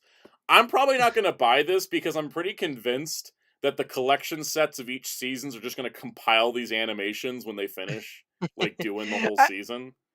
I mean, if I remember, I don't think animate them like Archer, practically. Yes. You either get Archer or you get really jank 3D. Like, anyways, it's cool. This is a weird news story, though. For the Ultraman Zero 15th anniversary, they're redubbing Mega Monster Battle Ultra Galaxy, the movie, Ultraman Zero Revenge of Belial, and Ultraman Saga. The Zero trilogy. Yeah, the main Zero trilogy. Doesn't include the Guidance. But this is funny to me because we were wondering if they're ever going to dub Trigger or Decker. And they're like, no, we're going to redub Zero. I think they still will. So this is... I think this is being done... This is being done by Okatron. This is being done by Okatron. Yes. Oh, okay. Well, that's good. So here's the funny part. Okatron. Sean Schemmel and Patrick Seitz are returning as Zero and Belial. So Sean Schemmel, voice of Goku. Which, I'm going to be honest, this is pure honesty. And no offense to Sean Schemmel. I don't like his Zero voice. You're not the only one. I just... Say again? I don't like his Zero voice. I feel like it sounds too close to Goku. And I think that it kind of just... It doesn't work for me. I always hear Sean Schemmel. I don't hear Zero. It's cool, but I don't like it that much. Well, here's the thing. I want to... That's why I'm actually looking forward to these new dubs. I really want to see Schemmel like fully play Zero. Because the thing with him as Zero and Zed, it was all cameos. Zero only appeared for like 2 episodes. Yeah. All cameos. So you really couldn't get a lot of like better feel of his Zero. Mm-hmm. I know his voice was pretty alright as a mentor Zero, but I'm really curious how he would do a younger Zero. Yeah, I'm kind of curious because that's the thing. That's it. Because I know we all know Schemmel as Goku, but like he has other roles, and I know like there's the giant Goku. Overhang, but like I'm gonna that's why I didn't like his Zero voice was because I know he can do other voices, and I felt like his Zero went kind of too generic hero voice than he did like I kind of was like hoping for a little bit more, but like you said, he was barely in it, so hopefully these movies will give him some range and time to like work on the character. Yeah, because it helps that these films feature star Zero's development and such. Mm-hmm. That's what we want to see the most is see him like actually play a full Zero, not instead of just like a few cameos and such like that. That's what I'm looking for the most because I thought there was something there in his voice for Zero. I just no time. There wasn't enough time to really showcase it. Mm-hmm. Patrick Seitz, I think, is good as Belial though. I like his Belial voice. Yeah, and it's very similar because Seitz played Belial Rock in Zed, but Belial Rock is a separate being from Belial. And for the clip we saw, because there is a trailer showcasing some of the voice clips of all the new actors, and he sounds great. which is no surprise. But I can't wait. He sounds so deviantly evil, and I love it. So Ray/Raymon is going to be played by Daniel Van Thomas, and this is funny because he was Zero in the original dubs. Oh, So, yeah, so to didn't get know to that's funny. to kind of give a backstory for people who don't know, because some people might. The Zero trilogy, these are technically not brand new dubs. I mean, they are brand new dubs, but these are not like, oh, the first time ever these. Yeah, these are films. redubs. No, the Zero trilogy. Yeah, these are redubs. The Zero trilogy got dubbed by William Winker Productions for. When were they released? Were they like Hawaii or some kind of like? They aired It in was Hawaii, a limited and then release the first before. like wide release was the Mill Creek Blu-rays. And that's a whole topic we'll talk about in a moment. Okay, yeah, and okay, so Daniel Van Thomas, I think, is actually the best part of the stuff. He was actually really great. I understand why people really prefer him as Zero over Schemmel. But so, and so it's really cool they brought him back still for this stuff. Yeah. I think that's really cool. I'm glad they gave him a part because it kind of felt like a little like it could feel like a slap to go like, oh, we're redubbing the Zero movies you did. Goodbye. But I'm glad they gave him a new part. Yeah. Yeah. But what I'm glad these are getting redubbed, because I know some people say, "Oh, that's stupid. Why are we dubbing him?" Oh, the William Winker dubs are not good. They're suck. very They're Godzilla. They really are. They're old school Godzilla dub quality. I listen to the William Winkler dubs, and I'm convinced they were recorded in the mid-70s. Yeah. That's the problem with them, right? Yeah, because like for some voices are pretty alright, but you get like some like characters like Manson, who sounds like this. He sounds like an old man. And the deliveries are like, weird, and the voice directions all over the place. Yeah.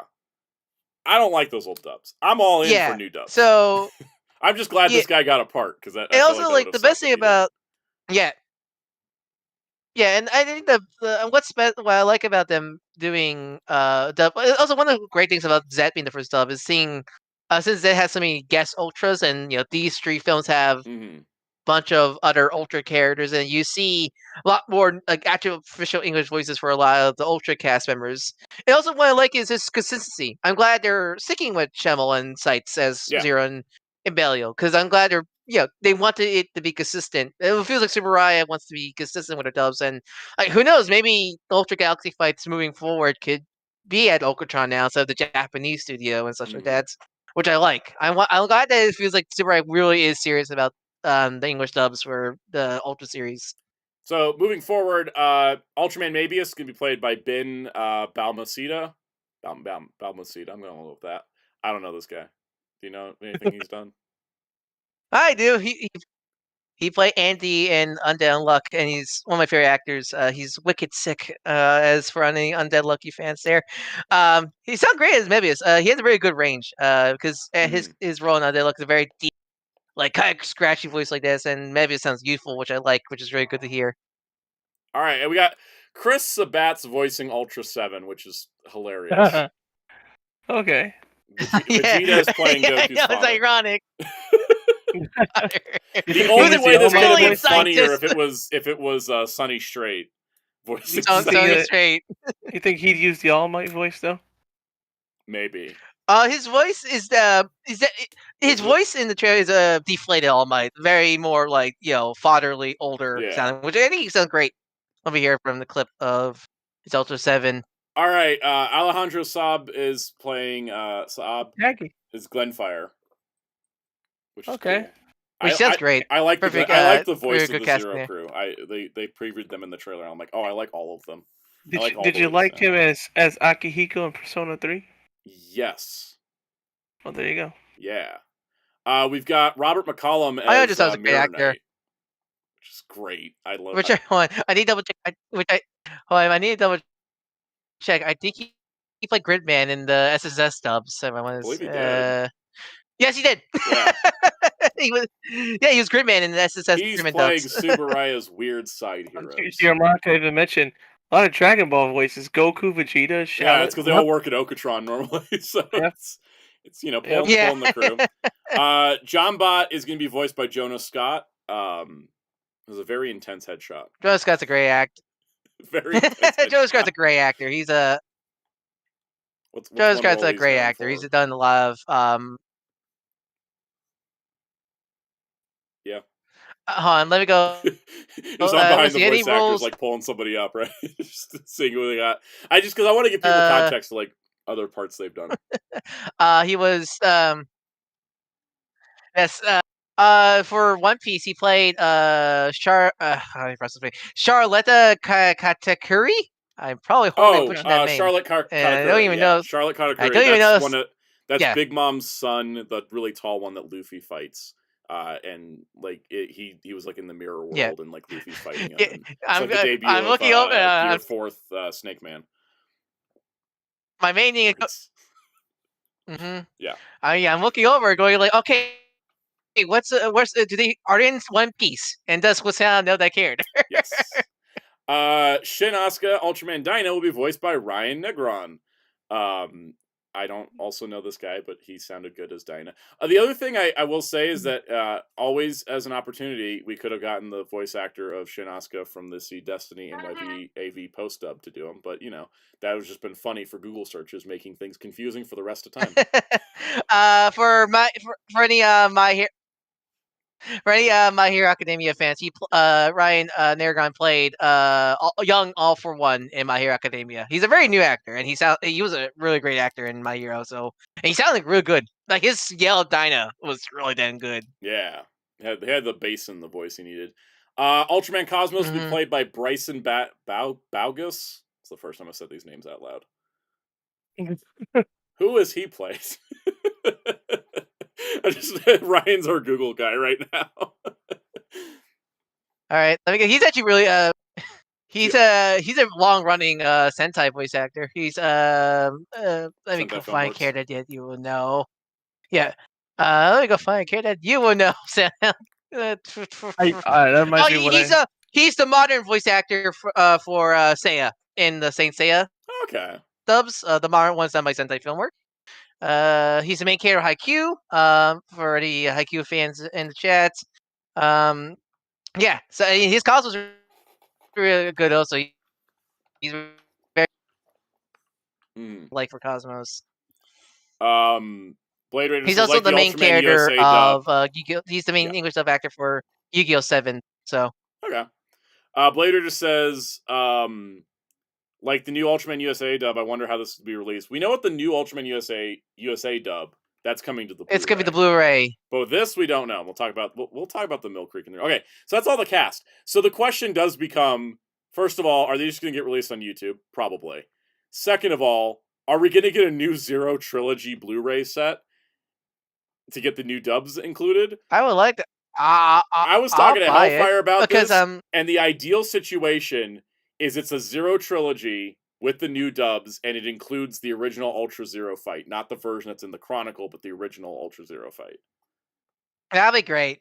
That'd be ideal. I would like that. I'm super excited because I love the Ultraman dubs are fantastic, but also the Zero Trilogy means a lot to me. They're the reason why I'm such a big Ultraman fan. They're the reason why Ultraman still exists. They're very important. Yeah. I love these films so much because they're such a great introduction films for the Ultraman universe because they do so much expanding the Ultraman mythos and such like that. I love it, and they have some great action, great choreography, some great tokusatsu effects in general. And it's why I'm a Zero fan. I know it's like, oh, Zero's your favorite. That's super basic. I don't care. Zero had arc, and I thought his arc was fantastic, and he's just damn cool. As a Kamen Rider Decade fan, I'm not going to say anything about your preference for Zero. My favorite One Piece characters are Nico, Robin, and Trafalgar Law and Portuguese DAs. Oh, what a bold, drastic person I am. Yeah, so when I saw, because when I woke up to this announcement, I think it was weird the day after the Game Awards. Also, weirdly enough, I was like, it was because it was 1 in the morning. I woke up 1 in the morning, which I shouldn't have, but it was one of those days. I got dropped this in the middle of the night. I remember. It's just out of nowhere. I didn't saw on Discord. I saw on Twitter because I look at Twitter and I saw that. I'm like, that? Yeah. And like I was super excited. I don't know, just seeing these films get these new modern dubs by a lot of these great actors I follow. So it was super cool. It got me really excited to see. It also opens up see. a lot of possibilities, I think, too. I mean, now we have we got a cosplay actor, a Dyna actor, maybe this actor. Yeah. Maybe those Also, shows should get Blu-rays with new dubs. I'm curious who's gonna voice Man. Man, that's gonna be that's gonna be the weight to carry on the shoulders. Because like Muteki was asked about that, and they didn't announce that yet. But I feel like they're saving that for later. Welcome, Honestly, Rivers, to the stream. I don't think they won't do that because I'm not sure. I actually don't know if the Ultraman dubs are union or not. But it'd be really cool to actually get Fred Tatasciore to play Man, because I actually really like his voice. I actually really like his voice for Hayata in the Ultraman anime dubs. Yeah. I thought he was actually a really good fit for Hayata. Like no matter like either both anime and like main series stuff. Probably won't happen because and I'm not sure what's the union scenario with these dubs, but. Just if I had to choose one, I'll choose him. Like reprise his role. That's a good cat. I love Fred Tatasciore and like everything.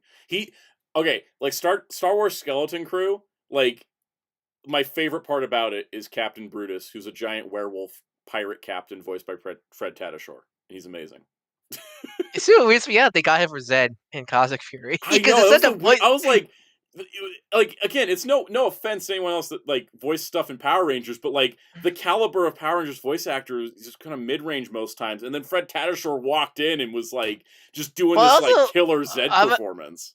I mean, also the voice he never usually does. He never really does that kind of range for. Like, I never heard him do like this kind of like higher pitched gravelly voices. He always casts in the deeper range and stuff. Yeah, because Captain Brutus, he's like super low gravelly, like I'm a werewolf pirate captain, like it's like super cool. And like even Shaxx on Star Trek Lower Decks, he's like kind of still in that like mid to low range, but like he did this high range voice for Zed. It was great. I forget who was the person behind casting Fred Tatasciore as Zed, but great stuff. It just elevated the whole character. From what I hear, I think it was Hasbro. They just recommended Hasbro. I think it was in one of the Simon interviews. They just said, right. Hasbro was like, could we get a higher profile actor to play Zed, basically? Zed, I think it was like when he interacted to play Zed, and I think Hasbro said Fred Tatasciore. It was like, like I was not saying Hasbro because when it comes to Hasbro, and I feel like they would just recommend on like Frank Welker and some like an actor there like they work with a lot. So I said, when it comes to Fred Tatasciore with any roles with Hasbro stuff, I can't think of any. Yeah, no, it's such a weird. I guess they were like, we want to use Fred Tatasciore at some point. Everyone else has. Spiderus Prime, who's voicing Zophie? We don't know. We don't know any of the other. The only legendary Ultra we got casting for is. We do have Chris George playing Father of Ultra. That was in a separate article. Oh yeah, that was a separate thing. We only know 7 so far. We don't have the rest of them. So. All right. Next up, weird ass news continues. DC Studios. Like Muteki, get the guy who dubbed Yuma for Zexo for Zet. They already have actor for Zet. It's Matt Shipman. Yeah. All right. DC Studios is doing. They put 2 movies on the schedule. First of all, is one we heard about, Dynamic Duo, which is an animated movie by an experimental studio that's doing like this motion capture puppet fusion thing. It's interesting. I'm curious to see what it looks like. That's coming out in 2028. So very long. Let's see. What's I know they dated it. Did they just say 2028 or did they say a specific date in 2028? Oh god, the article doesn't even mention Dynamic Duo. The article's like, we don't care about that. Everyone's going to talk about Clayface. No. Oh, wait, here it is. It's June 30th, 2028. So 3.5 years from now is when that movie's scheduled to come out. Experimental animation. It's cool. I don't like the plot of that movie. Whatever. We'll see how it turns out. Oh, what's the plot? It's like some guy like Jason and Dick are like street kids who become Robin. And I'm like, what? It's very bizarre. Let me look that up again. Let me go pull up the Dynamic Duo thing, because I did not like the description they put out, and then they retracted it, so I don't know if that's like still the thing. Let me do Dynamic Duo movie, because there's a band called Dynamic Duo. Until you say Dynamic Duo, I just want to go. Yeah. Okay. Here's the description on IMDb. I know it's IMDb. Just bear with me. It's the quickest thing I find. It explores the early friendship between Dick Grayson and Jason Todd, the Robins, as they navigate their dreams and differing visions for the future, leading to the emergence of a new dynamic duo amidst challenges to their bonds. Does DC understand the dynamic duo is Batman and Robin, not two Robins? Also, why? Maybe they really like Wayne Family Adventure. Wayne Family Adventures, like, I think is a good template for things, but like, it's not. I don't know. It's weird. It's just the way they described it. It kind of gives me the same like vibe that like Merry Little Batman gives me, where I'm like, this is good as an animated movie, but as an adaptation of the source material, what? Do you saw the Superman poster? I did. Yes, they put out a Superman poster. We're getting a trailer Thursday, and I swear if it has harsh banter between characters and a pop song, I'm probably going to self-combust and not talk about it. But I'm hoping it's good. I'm hoping that trailer's good. My faith in James Gunn is like at an all-time low. So we're gonna hopefully that'll break it. Come on! Should I address the thing that he did on social media that I thought was completely unprofessional and really gross? Oh, was it? I didn't see it. So James Gunn posted a video of Maria Bakalova recording the sex scene from Creature Commandos. And it was like her kissing her hand to like make the kissing sounds. And like in a bubble, it's like, well, that's not that weird. It's just like, it's funny that she's kissing her hand.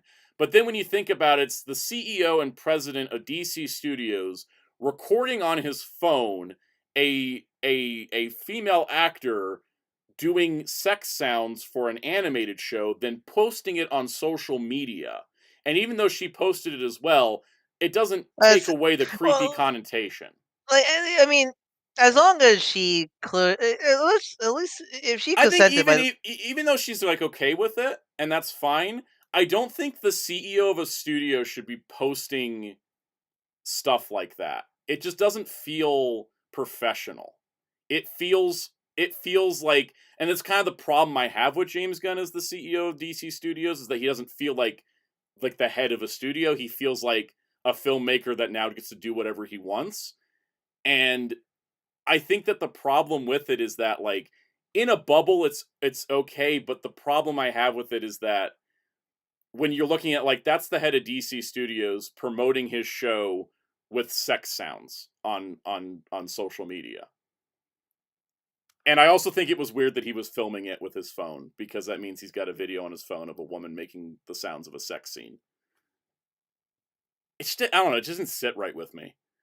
Because if any studio head did that, if any filmmaker did that, I'd also be like, what the hell? You know what I mean? It's just the energy I get off of James Gunn's time at DC Studios is unprofessional frat boy.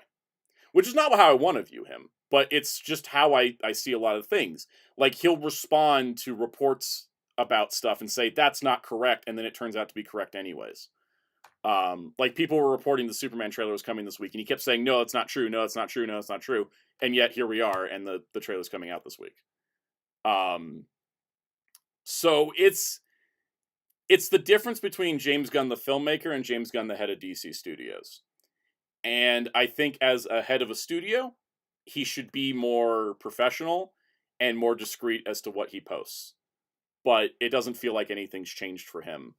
Nothing's changed for him, basically. He's now in charge of a studio, so no one can really tell him anything besides himself, right? And I hope that doesn't continue to become a problem, but I thought that it was gross that he posted that the way he did. It's like, check out Creature Commandos, we have sex scenes, and it's like, I don't think that's okay. I mean, I'm not gonna like hold it over him, but I also just think it was very unprofessional. So that's my yeah. You got any thoughts on it, or do you want to move on from it? I just want to. I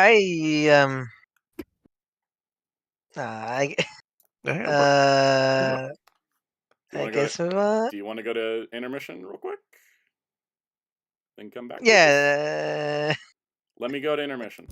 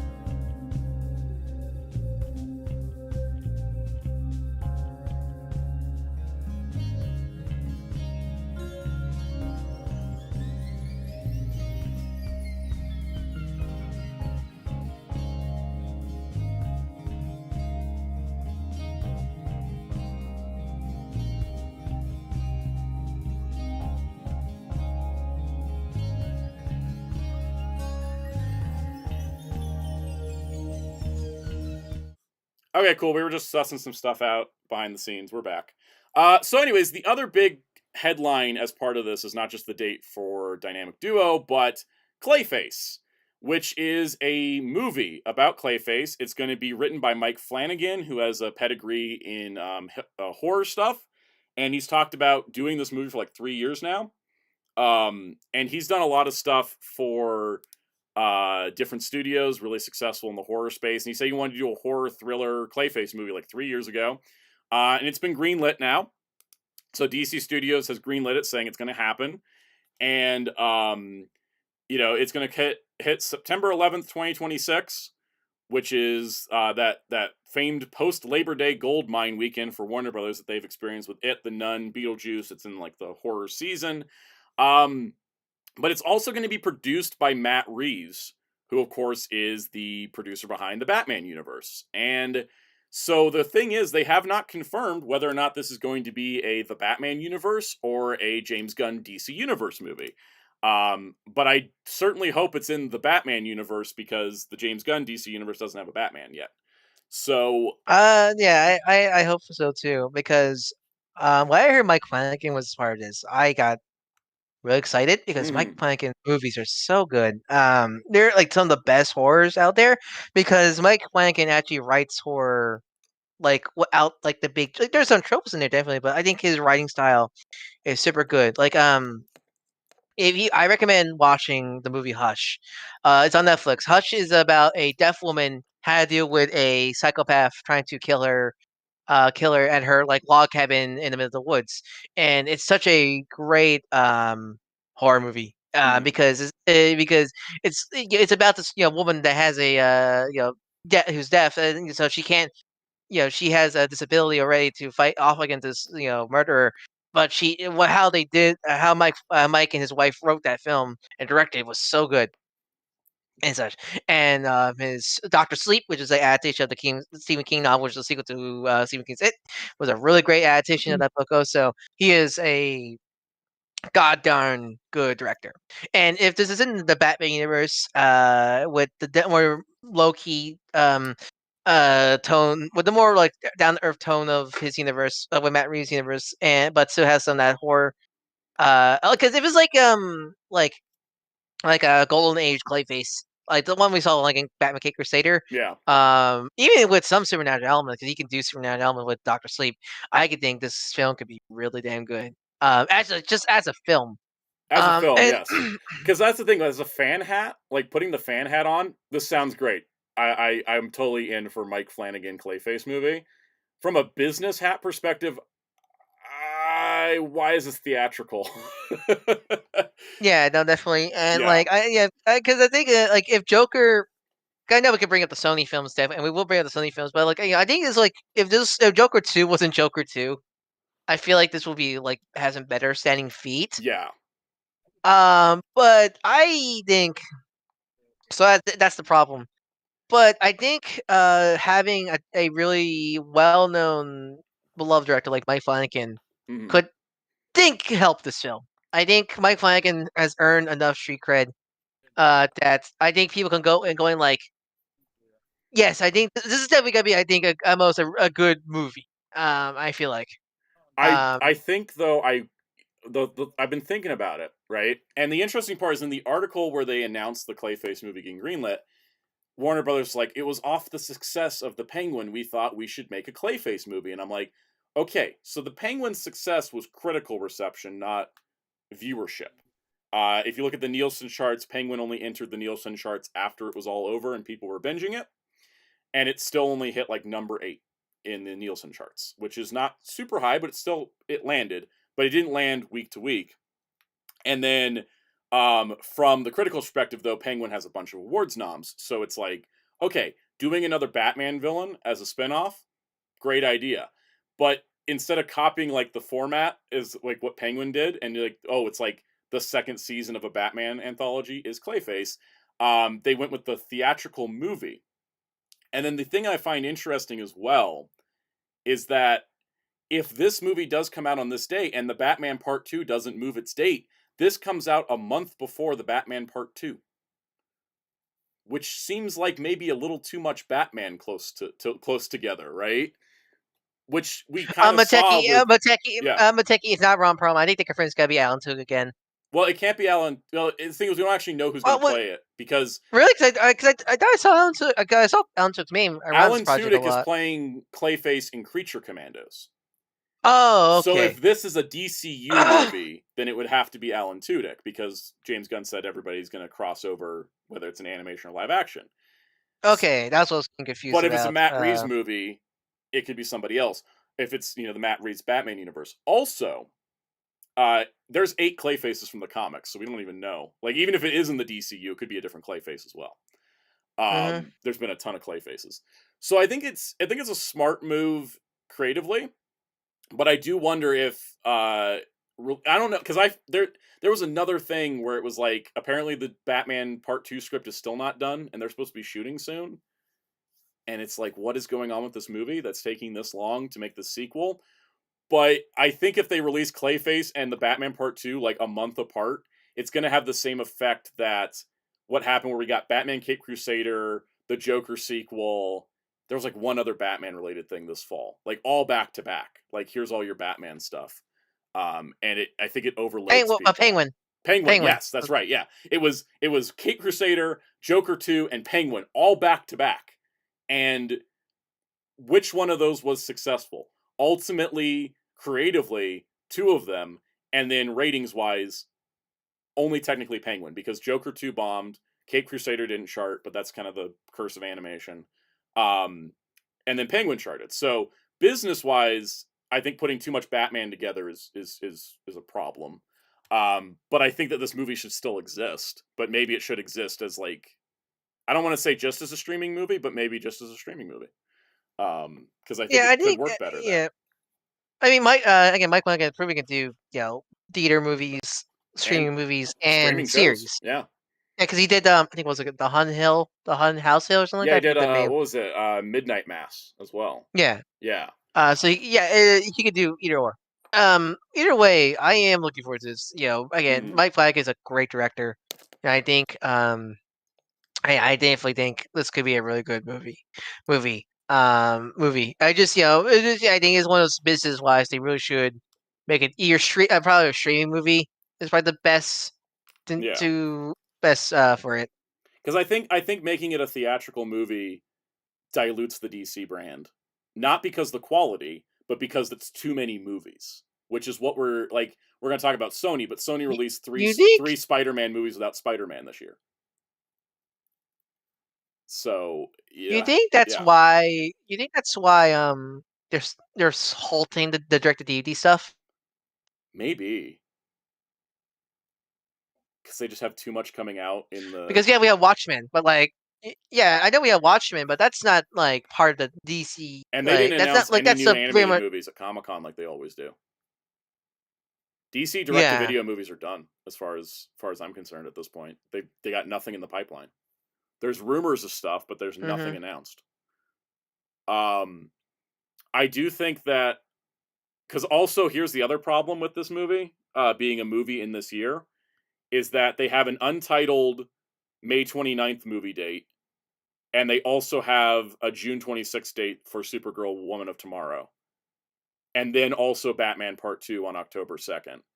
And then they have another movie March 2027 that's untitled. I think... You know what? I think if it is like one of 4 movies in 20... Why is there 4 movies in 2026 is a question I have. That's too many. I mean, how many DC movies was 2023? 4. And it was a disaster. 4. Marvel doesn't even do 4. You can't do this many movies. The casual audience can't handle this. Didn't they?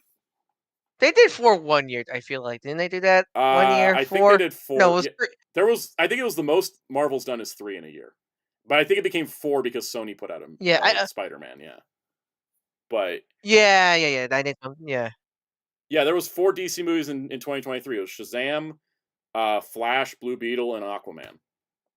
My poor Blue Beetle. My poor Blue Beetle got sandwiched between a bunch of crap. And I think also I think also with Clayface and Batman, if they were I think they should be farther apart, because if they're in the same universe, it gives people a little bit of a break too. But my only thing, I'll say this Yeah. about the gun stuff. My only real concern about it, besides like, okay, second concern, because the biggest concern is the confusion of the Batman. Yeah. My biggest concern with the gun universe for me is I'm really hoping not everything's got a link to the gun universe. The only thing we know definitely that are not part of the gun universe is My Adventure Superman, Good Teen Titans Go, and Harley Matt Quinn. Reeves Harley Quinn. and Harley. Okay, so that's 4. And then the Matt Reeves 4. stuff. But yeah, that's my only concern. Yes, Yeah. that's 4. Yeah, Go, Superman. That's my only concern, because if that's the reason why we're not getting more anime movie, quality downgrade aside, if the reason why we're not getting those anymore because we want to release like gun universe, that's my only concern, because I don't like that. I think trying to make everything one universe is a headache. I And think it also especially it being a creatively, universe that has like leftovers from the previous one with the Suicide Squad and Peacemaker. yeah, It's not a fresh start and universe essentially either, right? creatively also. Yeah. And essentially creatively, imagine like you have this great idea for a, I don't know, like Legion superhero show. That's the top of my head. But let's say you have a new idea for a Legion superhero show, and you pitch it to Warner Bros. DC. But you're like, oh, okay, I want to make it like a cartoon. It's gonna have this many characters. It's gonna have this much story. And they said, okay, we'll greenlight it, but it has to be in the gun universe, and you have to make this, that's, and this change to fit into gun universe. Yeah. If you want to green, that's what I don't want, and I'm really worried don't want about it that the either. most with the gun universe, because with the MCU, even when it's with the height of it, nothing tied in besides the Netflix shows. And even then, that was sort of a loose connection, for understand, if I remember right. It was very loose. Like But like if stuff you like watched the you still Netflix have shows and never saw an MCU movie, you'd never know. Like it was very loose connections. yeah, because the DGXD cartoons were their own universe. Yeah, they took a lot of influence from the MCU, but they still were their own universe with their own interconnected stories. You had the video games, which are their own thing. You had the comics, of course, and such as that, and even like other shows, like we would say state with don't call them Sony or Fox. You still had like Runaways, Cloak and Dagger, Hitmonkey. They were not really connected to MCU. Like, for what I'm saying, they are sort of adjacent to MCU, but they're very much their own thing. Yeah. Even now, like even though there's still a little bit more MCU synergy, it's still like the only real MCU show like thing we got connected to it that isn't part of the main like MCU stuff, like the Disney Plus show is What If, and that's it. X-Men 97 is his own thing. Moon Girl Diamond is his thing. The preschool shows are just their own thing. They aren't trying to make Marvel property to MCU, which I think is good. It's good creatively. It's good. Even stuff like Spider-Man, Amazing. Your favorite Spider-Man. Yeah. I know that's technically sort of connected to MCU, but there's too many things that it's so different that it's pretty much its own thing, with only something sharing with the MCU. With when they announced Guns DC Universe, they announced that we got cartoons, series, video games. I don't know how video games are that, supposed to be part of the same universe, because video games take I so know. much longer to make. Like yeah. And but they said that like but they mentioned that like they mentioned it's all going to be connected to Guns universe, and that I do not. It's very creatively restrictive for the IP, because I feel like they're gonna be like, oh, you can't do like, oh, I want in my game about the Flash, I want to have I don't know, Booster Gold to make an appearance out of nowhere, and Gun goes, you can't do it, because right now Booster Gold's doing this thing right now, so you cannot use Booster Gold. And then there's other issues. I don't want that like scenario where Rick Flag Sr. doesn't look the same between Creature Commandos and his live action appearances, even though they're supposed to be the same version of the character. Oh, you shaved the mustache? I know his hair color is entirely, because Frank Grillo didn't dye his hair gray and grow a beard. He just looks like Frank Grillo in the live action stuff, but then in Creature Commandos he's gray and has a beard. So it's something that it's ambitious to try to have everything connected. Right? Oh yeah, Jamie Carr. Jamie Carr mentions like the stuff the Netflix. There's definitely Jamie Carr mentioning how the stuff the Netflix shows did mention, but those are not like they're never connected to MCU, like but they're not like connections they're just where they led in and out of movies all the time. Yeah, it's like Moon Girl Dinosaur. Moon Good Ever Dinosaur you could kind of fit into MCU because just things line up. It's not like 100%. Oh, it's in the MCU. Just things line up. Like like Sam's currently Captain America. They Maria mentioned Hill is voiced by Thanos. Colby Smulders. Thanos. Yeah, Yeah. the same actors. Yeah, that stuff. But it's not strictly MCU canon. It just it just shares a lot of parallels. Where if you want to make it part of MCU, you could. But at the end of the day, it's its own thing scenario. Blade Raider said 90s understood to keep it loose. Like Spidey met almost all the other Marvel cartoons, but only mattered if you watch both. Otherwise, it's like guest stars in Spidey, much like the same with the DCEU. Yeah, just kind of like it's in the same world, but you don't feel like you have to watch everything. Right? Like that's the kind of thing is like that, like, the creative. Security Commandos Rick Flag is. Security Commander Rick Flag is the Suicide Squad live action fodder. They're gonna go Black Canary on this. No, yes, it is. The Rick Flag in Creature Commandos is Rick Flag Sr., who's played by Frank Grillo, and he's the father of Joel Kinnaman's Rick Flag. And then on top of that, he's played by Frank Grillo in Peacemaker Season 2 and Superman. And it's still Rick Flag Sr.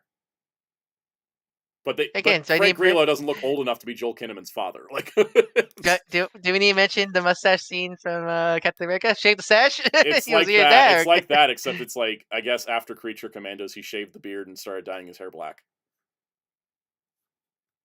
I don't know. I would look young next to Superman. Like the thing is, you think they would just draw they would just animate Rick Flag Sr. to look like Frank Grillo in the movie because they already filmed that while they were animating, Creature Commandos. It could be like they horribly CG the beard in post production. I mean, that would be insane, but it's just one of those weird things. But I think to kind of wrap on DC at the moment, I think that they got to be careful about diluting the brand. And it's not to say that you dilute it with poor quality, but just a lot of people have a lot of eyes of Superman right now. Yep. I also think they should stop greenlighting things until Superman comes out. I know, right? I think we need to see, does the general public like Superman? Because if they don't, you got to retool everything. You got to start over. And I think it's good to have plans, right? But with DC, the DCEU left DC so shaky with the general audience. We got to see if Superman's successful before we do any of this other stuff, right? I know, right? I saw a video where look at all these Lego bootleg big figs, and they mentioned unlike Marvel, DC's dark and serious. I'm like, no, it's not. No, that's just only the DCU. Yep. And I think that Superman's got to change a lot of perception. It's got to be really solid, and people got to love it. So that way we have that as the springboard for all of the other things. You can't get people excited about Swamp Thing until you get a good Superman movie out there. But he's amazing. He is, but general audience. All right, let's get on to our other pieces of news.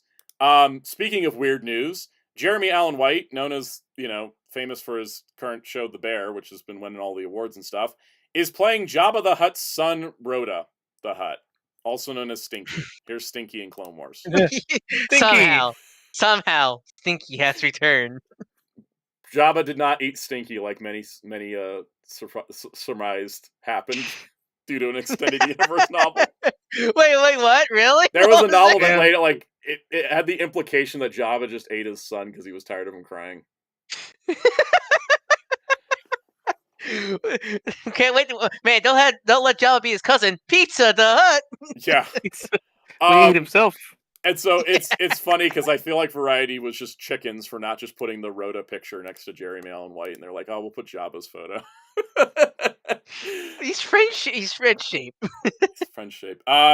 So he's going to be in The Mandalorian and Grogu, and he's going to be voicing the character.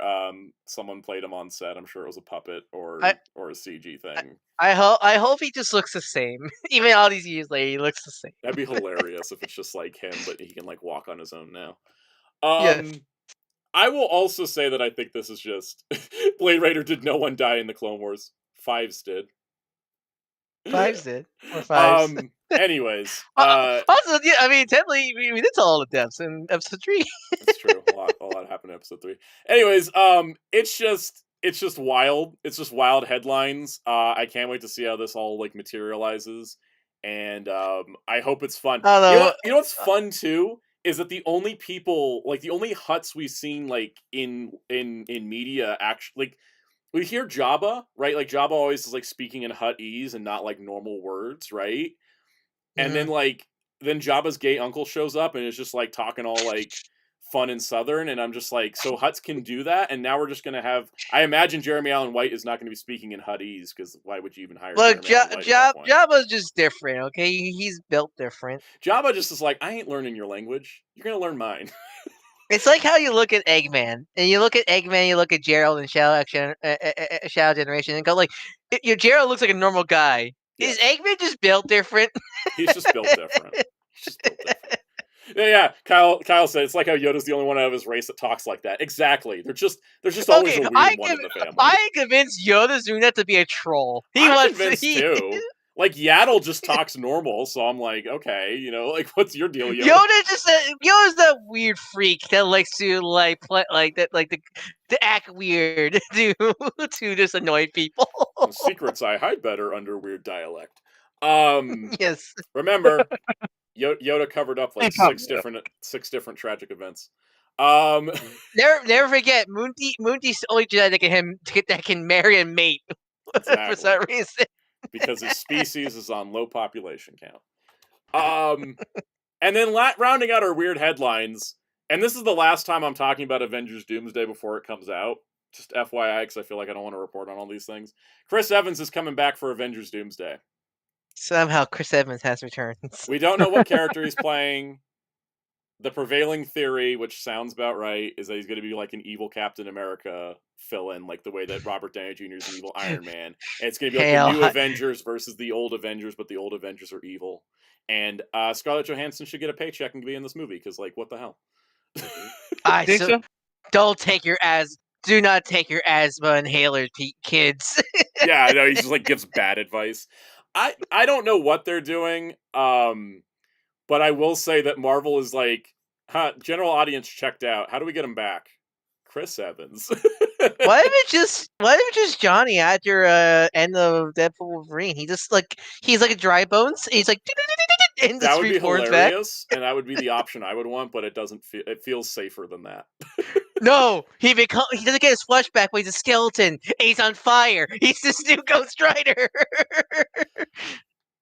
I'd be okay with that, because then he's not drinking somebody's milkshake by doing that.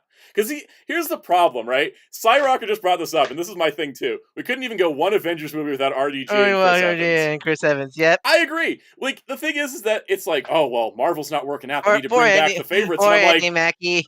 There's not even one Avengers movie with Anthony Mackie as the lead, right? We don't even have his Captain America movie's not out yet, and here comes Chris Evans again. I feel bad. I feel bad for Anthony Mackie. They throw him into a movie that's had 7 reshoots, and now he's getting like put into an Avengers movie finally, and it's going to be Chris Evans is back. I'm going to be. I saw someone make a good point. They really should have done like an Age of Ultron movie before Doomsday, like a big event movie, but not like world-ending threat movie. Exactly. Just one to establish a new team of Avengers before we do all this. I feel bad for Shang-Chi. I miss Shang-Chi. I feel bad for everybody. I also like the thing is that the problem I have with him being Johnny or Steve is that if he's Steve, that drinks Anthony Mackie's milkshake, right? And then if he's Johnny, that's him drinking Joseph Quinn's milkshake, because I know, euphemism, I'm going with the subtext language, not the No. All I can think of is the goddamn Minecraft movie. Oh god. Chris Evans, I'm Steve. Yes, I'm sorry. Anyways, the thing is that Joseph Quinn's in this movie as well, because the Fantastic Four are going to be in both of these movies. So I don't want him to play Johnny. I want him to play some like random like weird Cap variant or something that they have to like take down, and he's in there like 5 minutes. I don't know. Everyone says Hydra Cap. I feel like that would be better than. The problem I also have is I don't want him to be. I don't want this. This is what I'm afraid of, and I don't even want to say it because the internet trolls are going to do it anyways. But I don't want him fighting Anthony Mackie's Sam Wilson Cap. I don't want them fighting each other, because then the incels are just going to pick Chris Evans, even if he's playing a bad guy. Plot twists. Blade Raider said Werewolf Cap. I'm into that. Yes. He just shows up as Cap Wolf instead, and he helps everybody. And he talks like Lucas Lee for some reason. Oh, we should get Bostonian Chris Evans. Because when Chris Evans brings out his Bostonian accent, he's like a whole different person. I watched Red 1, and he was in like Bostonian mode like the whole movie, and I was like, this is great. So yes, petition. Werewolf. Bring back Chris Evans, Captain America, but it's only as Werewolf Cap. Yes. AR brought up a question nobody said. What if he's in it as Chris Evans? Just as Chris Evans. I'm Buzz Lightyear. I come in peace. Yeah.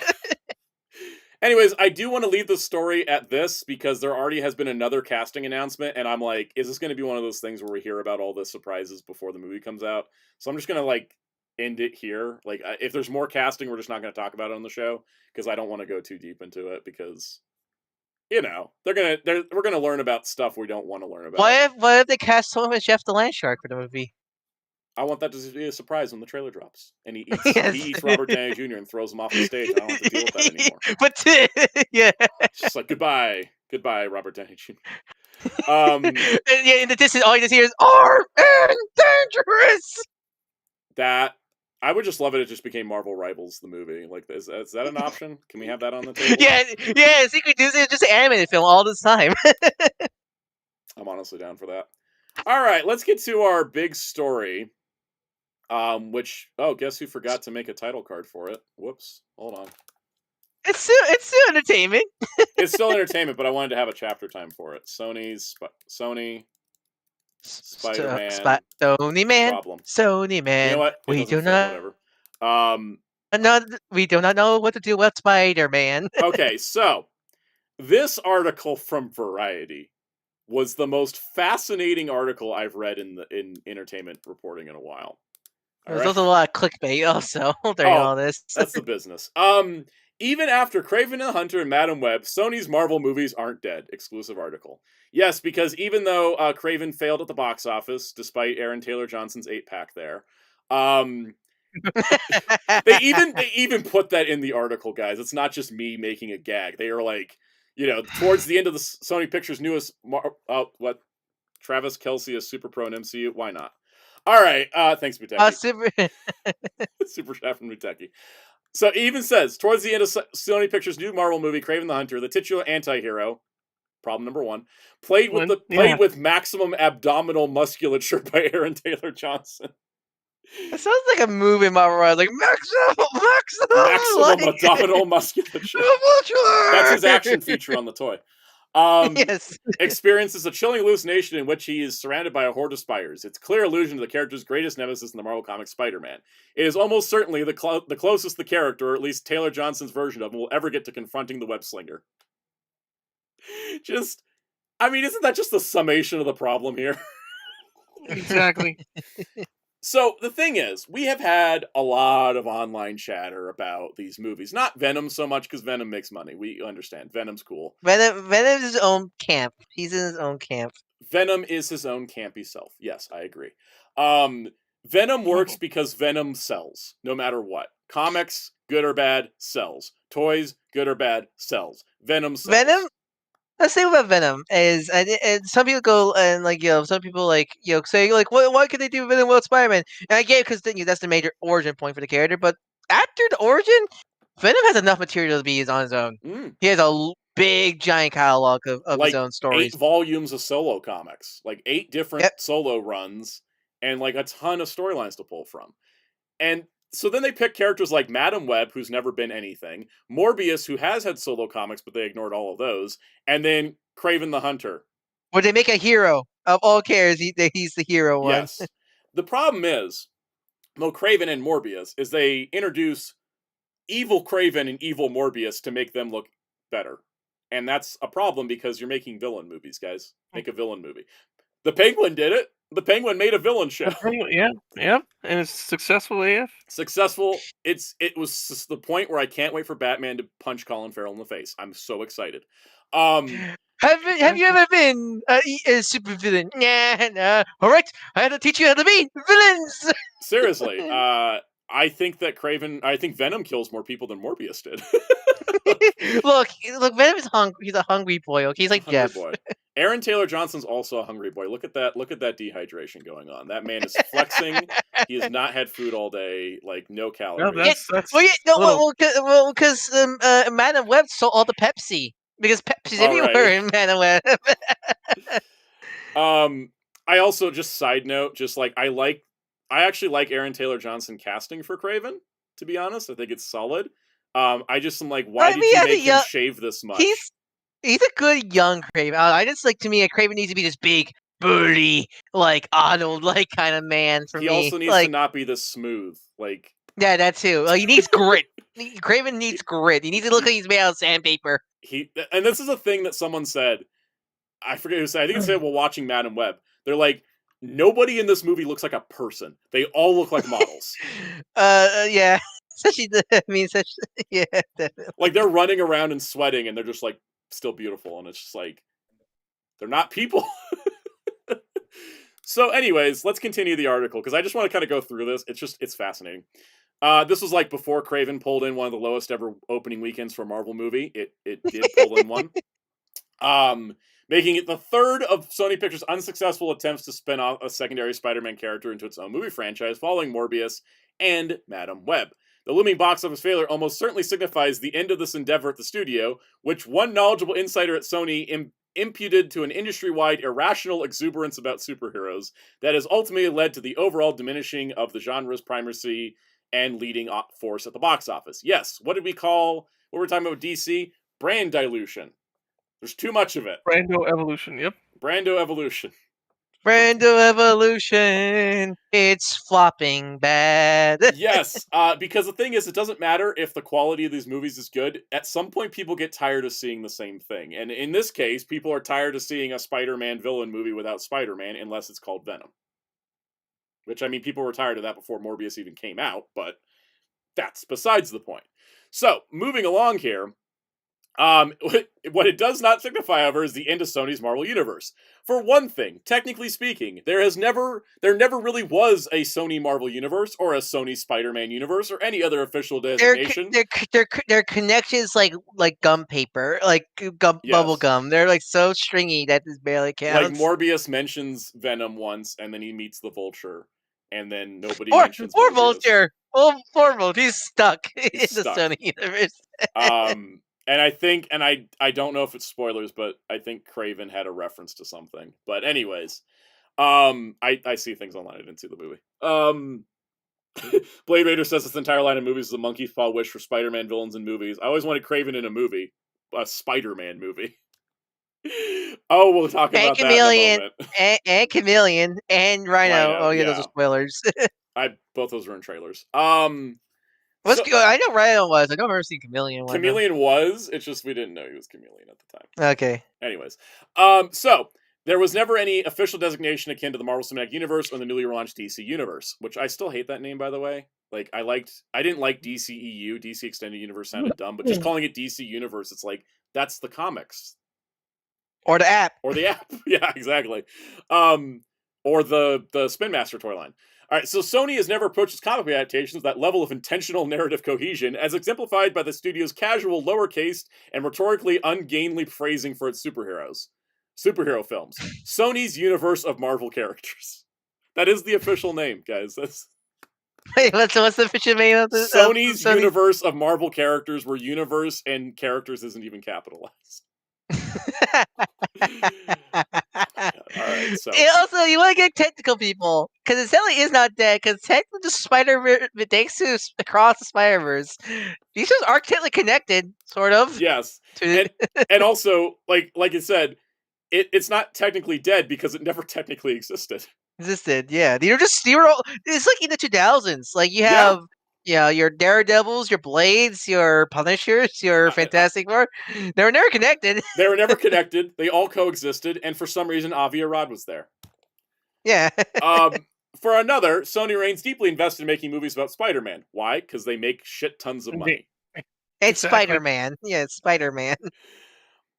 And they're talking about the fourth Spider-Man film as a partnership with Marvel Studios, and the Animate Beyond the Spider-Verse is in production. They confirmed it's not coming out in 2025, by the way. Man, can't wait till I'm dirty to see the conclusion. if we're even alive. And then they're also producing a live-action Spider-Man noir series with for Amazon Prime with Nicolas Cage. All right, here we go. This is where everything starts to make sense. Okay. Sony insiders also fiercely defend the success of the 3 Venom movies, which earned more than $1.8 billion worldwide. The latest film has earned the lowest gross for the franchise, $473 million against the $856 million for Venom, but The Last Dance only cost $120 million, thrifty for a superhero movie, and it's improved the international grosses of so it's still success. Yeah, so it's still success. And as it says, so there's really no financial reason for Sony to stop making Venom movies anytime soon. True. It's no point, yeah. But Venom, built around a widely popular character with its own distinct imprint on the culture, also presented Sony with the false impression that audiences would flock to see a movie about any Spider-Man character without Spider-Man in the film. Which again, as I mentioned, you could get away with that Venom because he had a long history by himself. Exactly. Not for the other kid. Okay, if Madam was just a Spider-Woman film, it could have done that, but no, it was about Madam Web. It's like if you can make you can make several Wolverine movies, but you make a Cyclops movie, and it's like, what are you doing? Yeah. Yeah, there's a fine line. Right? All right, so then there was some analyst that just basically says what we all know. All these characters are famous. Actually, no, I think a better version of that is Gambit. Gambit's popular, but I'm not sure. I know Gambit's super popular, but I'm not sure he could carry his own film. Exactly. It needs to be like a Gambit and Rogue movie. Yeah. Yeah. All right, so exhibitor relations analyst Jeff Bach said, all these characters are famous because they went up against Spider-Man. Unfortunately for Sony, they had a taste of success with Venom, and that kind of spoiled everything for them because they thought they could just spin off all these characters. I don't think they realized that Venom could carry a franchise where these other characters could not. To not have Spider-Man in these films was the fatal flaw. I mean, that's just saying what we all know. Now you bring it up. Now, you know what I want the Cyclops movie to be? Yes. It's just a rom-com of Scott's love life. It's like Scott and Jean and Emma and Madeline and it's like one of those it's one of those holiday rom-coms of him being dragged around with each woman. I have an even better idea. It's The Bachelorette. Yes. It's The Bachelorette, but with Scott's love life, or it's Real Housewives of the X Mansion. It's about the women, and then Scott's just in the background all the time. They're just talking about him. No, I just imagine Logan as like the next door neighbor behind the fence. And then every once in a while, Jean just like pops over the fence and is just like, "Hey." Yeah. And Cable's like, Dad, we need to Dad, you're having your midlife crisis again. Yeah. It's like the 50th car I bought today, son. Oh boy. Psychos, I'll cover that news next week when the full pictures come out. There's a Rebel Tech Yami Yugi coming out, but we'll look at it next week. But there's a Figuart coming out soon. All right, Sony is far from alone in aggressively expanding its superhero portfolio at the end of the 2010s, only to weather a sharp decline in both quality and audience interest in the 2020s. You know, DC, Marvel, like everybody's been doing this. Almost every studio, honestly. AR said the Cyclops movie should be a movie of all the telepaths going after Scott, and it's a horror movie from his perspective due to all the women wanting to jump his bridges. Yes. Yes. Jeremy Carr said Gambit and Havoc movie in the style of My Dinner with Andre. Oh yeah, Kyle said everyone except MonsterVerse. Yeah, MonsterVerse somehow is like just getting bigger. I think because they started small. They were smart. They didn't. And that was the thing about the MonsterVerse. They put out a movie every couple years, not 3 or 4 a year. Now I want like a National Lampoon's like vacation films, but it's the X-Men family. That'd be hilarious. Also, Slyrocker mentioned having an older Spider-Man in the universe and then show up a few times. We'll talk about that in a moment, because that's what gets interesting. This article has details. Okay, anyways, it's going to go on about like the partnership with Marvel, and it's just like, oh yeah, here we go. You got Spider-Man in the MCU and all that, right? Let's see. One top executive with experience in the superhero space. Take your guesses who in the comments down below. Welcome, Icy the Cult.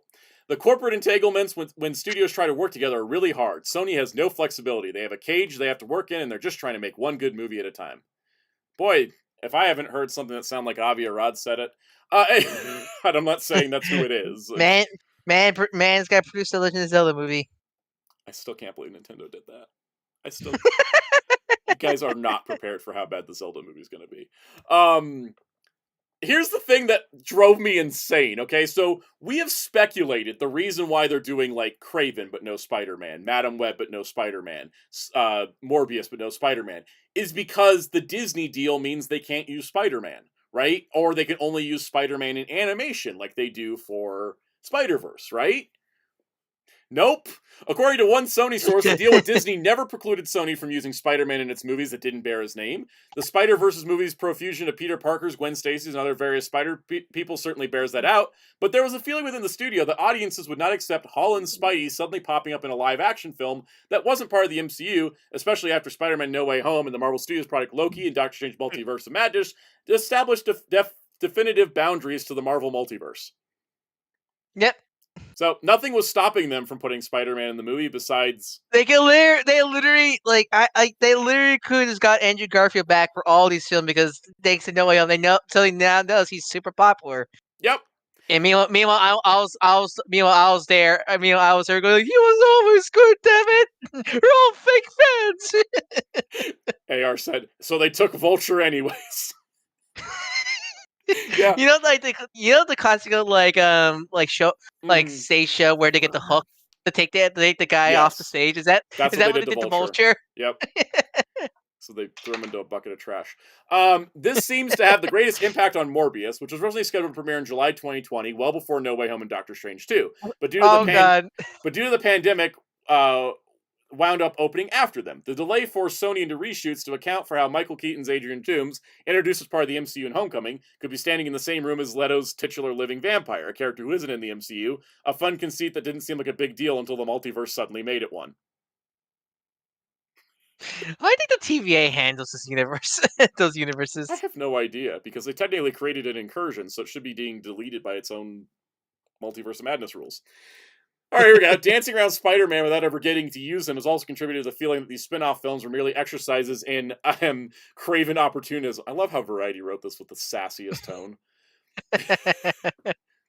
You can feel the cynicism a mile away, says a veteran producer. They are grinding out product and it feels like it. There's no quality control. I mean, I have eyes, I can tell you that much. And then, privately, Sony insiders acknowledge that Kraven, Madam Web, and Morbius are creative and critical duds. Even if they also insist that Morbius, which made $167 million globally, did turn a profit. Bitch, no, it didn't. I have worked in this industry long enough to know. No, it did not. Sony's like, the memes, but the memes. We made it all back in memes. Moving forward, sorry, go ahead, Cass. No, exactly. Exactly. Moving forward, they say the studio will need to be more discerning about which, if any, of the studio's stable of Spider-Man characters should be elevated into their own movie franchise. The answer is no. None. None of the above. It's Venom. It's just Venom. No, well, I mean, we're still waiting for the Mrs. Chang. We're still waiting for the Mrs. Chang movie, though. It has to be a crossover with Blind Owl, though. Yeah. No, yes, yeah. It's the event comic, the Mrs. Chang movie. That's the center point of this whole universe. Exactly. Every Carol crossover, dude, it's a team up with Mrs. Chang. You guys remember when they were kicking around a Black Cat movie? That could have worked. Where the Aunt May movie? Oh God, they were going to adapt Trouble. No, they're just going to make a Matt Gargan movie, and we're going to be like, why? And it's like, and specifically so that it sells tickets, it's like his journey from going from Scorpion to Venom. Exactly. That's the way it would work, I guess. Instead of becoming an anti-hero, he just becomes New Venom. No, but it only happens in the post-credits scene. Yes, exactly. But they put it in the trailer to like get you to go see the movie, and then everyone's like, yeah. And some reason, and they tease Flash Thompson for some reason. He's not going to be Venom. Yes, they technically teased Flash Thompson in the last Venom movie, and then they teased that Flash. And some reason they get Chris Pratt back, and they have Flash and Peter meet up for no reason at all. It's like, hey, you know what sounds cool? A Space Knight. That would, and then that's how we make it Guardians 4. So then this guy here, what was it? Who was Bach? Where was this at? the analyst guy. This is how the article ends. There is a different possibility as well. You could hire a different Spider-Man, Box says. It doesn't have to be Tom. We all know this. Why do you not just hire Andrew Garfield? Oh, hell. It doesn't even need to be the one that's Ree. Just have a Spider-Man suit. And then he doesn't even need to speak. Just be there. You know what? You know what it reminded me of? One of the things I liked about David Ayer's Suicide Squad was the sequence with Batman. Because it was from the perspective of Joker and Harley and Deadshot. The Batman scenes were from the perspective of the villains. And it made Batman scary. Because he was like chasing it. I mean, you're following from the villain's perspective, and this man just shows up out of nowhere and like jumps your car and is like riding on it, or he drops down in front of you and your daughter, and you're like, "Rah! What? That's why I hate Batman." Like doing it from the perspective of doing it from the perspective of the villain. Like, how do they see the hero, but still put the hero in there, so you're justifying like the existence of the movie. I think would be a much better approach than instead of pretending Spider-Man doesn't exist while also making cute references at it all the time. Remember in Morbius in the trailer they used a shot from Insomniac Spider-Man? Yes. Do you also guys remember there was a shot where like Kraven has a torch and the classic jacket on? Yep. Did you know it's not in the movie? I'm not surprised. Because it happens every time. Remember the shot where they had Ben Grimm come out of an airplane and Johnny Storm landing in oh wait, I'm thinking of a different movie with cuts. That's another studio's editing disaster. I think that Sony is dumb. That's clear. Oh, yeah. You know how that's figuring that out? I've thought about this for a while. They are of course going to make more Spider-Man movies. I just think if they're going to make another movie, like say they want to do like, for example, they're like, you know what? Nobody's doing anything with Chameleon. We set him up in Kraven. Let's do a Chameleon movie. But then in the movie, like in the place, you'd have like your standard like superhero formula, right? You do like the origin of Chameleon. And then his villain shows up, but his villain is Spider-Man instead of Evil or Chameleon. Well, you know, yeah. And it's Andrew Garfield as Spider-Man. There's no establishment of Spider-Man's personal life. He's just there as the villain for the villain, right? Because if the villain's the hero from his own perspective, then the Spider-Man would be the villain of his story, right? And then you have a completely different movie than what we've seen with any of these villain projects where the hero is portrayed as the villain to the villain, but you know it's the hero. Psychological, but I think it could work. It'd be better than whatever the hell all three of these were. I'm just waiting for. You know what they should be doing? They should make a comedy film about the Sinister. Oh crap! What was Sinister the Six? No. What was the Beetle and Shocker and Ring? Superior Six. Sinister Six. Yeah. I want a comedy. I want like a comedy film, the Sinister Six, and it just one of the Spider-Man just ruining their days. But he's not like a villain, like play out to be a villain. He's just an annoyance. Yes, he just keeps foiling their plans. I think that's the way forward because like you can still do stuff without just making like because if they make too many movies titled Spider-Man, it's just going to be the exact same problem, right? And they're not going to stop making these movies. They make so much money off the Spider-Man IP. They want to have their own movies. I get it, but you got to do it better. Where it's like you have Spider-Man in the movie with the villain, and you have a reason why people. You have a reason why people go watch your movie. Exactly, make Spider-Man the draw, and also adding to that, I will say, when we were talking about the Clayface movie earlier, I forgot to mention this. Batman better be in that movie. Like, I don't care if it's for a scene. Batman needs to be in the Clayface movie if it's going to be theatrical. Batman wasn't in Penguin, but that was a streaming series that also aired on HBO for some reason. Lower stakes financially. But if you're going to make Clayface movie, put Batman in it as, like, at least for one scene of it. And that way you can put it in the trailer, and that way you can get people in, get butts in seats, and make that movie make money. Can do, like, work, right? Mm-hmm. Also, it'd be great because Robert Pattinson's Batman's been in one of 3 projects in his universe. We've had Batman in one of 3 Batman projects. Look, he's too busy hanging out with Willem Dafoe in the lighthouse, okay? I know. cool. I mean, I'd also hang out with Willem Dafoe in the White House. Jeremy God Carr says forbid it. Sinister Six. They make the whole plan. They do an Ocean's 11. They narrate how it goes and ends in failure. Then the movie ends with you finding out it never happened. Just them deciding not to go ahead with it because. And then you throw Spider-Man in there, and they're like, "Oh, we're." No, I'm just imagining the DreamWorks film Bad Guys, but it's just the Superior Sinister Six now. That would be fun. I think that'd be fun. You can do this stuff. I think the problem is even with Kraven being an R rating, they gutted him as a villain and they're making him an anti-hero. That's the problem. Just make them freaking villains. Like, commit. And I think people are looked at 3 movies. Well, here's the thing. Where they wouldn't commit to anything and are like, why should I give him time?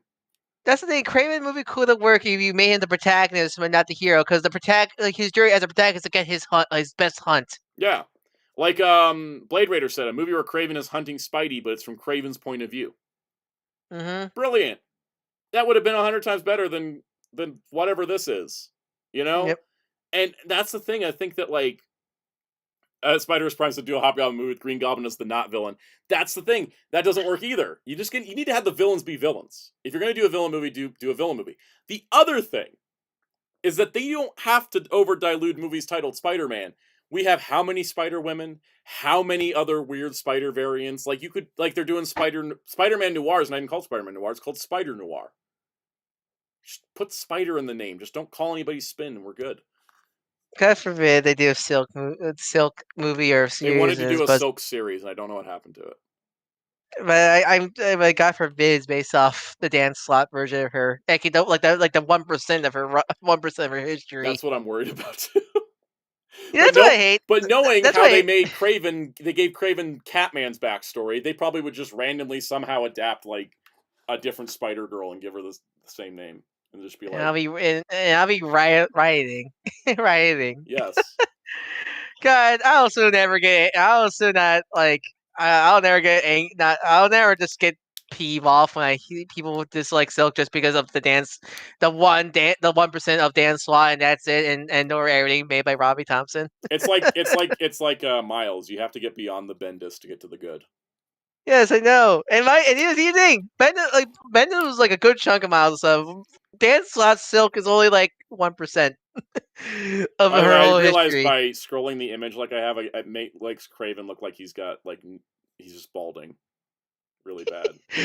That or he's like a shrimp, like he's short king. Like I don't know, like the way I'm just imagining this Kraven image with tiny legs. This image does not show if he's wearing pants or not. This man could be a stripper. He does kind of look like it. Is he a male dancer? Because I mean, he's. Yeah. Have you seen Rivals Logan without the jacket? He is rip. Have you seen like Marvel's Rivals Spider-Man without the mask? Yeah, he looks like Miguel from Macross. So he's handsome. I approve of bringing back male stripper Peter from the '90s, from the late '80s, early '90s comics. I will say too, like, why not do a Spider-Man 2099 movie? I'm just saying. I know, right? And just make sure it's not Michael. Just make sure you also don't accidentally make Batman Beyond. Don't remind me. I could cry of that rejected pitch. The fact that they got Michael Keaton back and then didn't just make a Batman Beyond movie is just like. No, son. How they make the Flash. Things are dumb in the entertainment sphere, guys. I can't wait till we make the non-MCU Marvel tier list. That's going to be a blast. I want to rewatch. I need to rewatch a bunch of those movies for like. Maybe next week. I want to do it like next month because I need to watch Blade 2 and 3.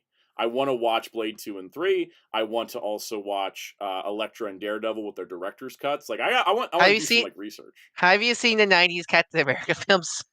No, but I heard there's an extended cut of. Oh, I never switched this from intro time to news time. My bad. I heard there's a different cut of the Captain America movie that's better that just got found or something. Like people have seen it, but it's like not getting released. So it's weird. I can't wait till we eventually do the DC live action shows. You know, I have not seen like 90% of the CW. I just want to talk about the horrible pilots. God, there's so many pilots. Pants to be darkened. Pants to be darkened. I mean, the Aquaman pilot's hilarious because. Oh, is that the one with David Hasselhoff? Is that the one with David Hasselhoff? No, it's the Justin Hartley one. Okay. He was Green Arrow, and it was it was so funny because I was like, this is really cringe, and then they introduced Aquaman in Smallville when the pilot didn't happen, and I was like, this is somehow worse.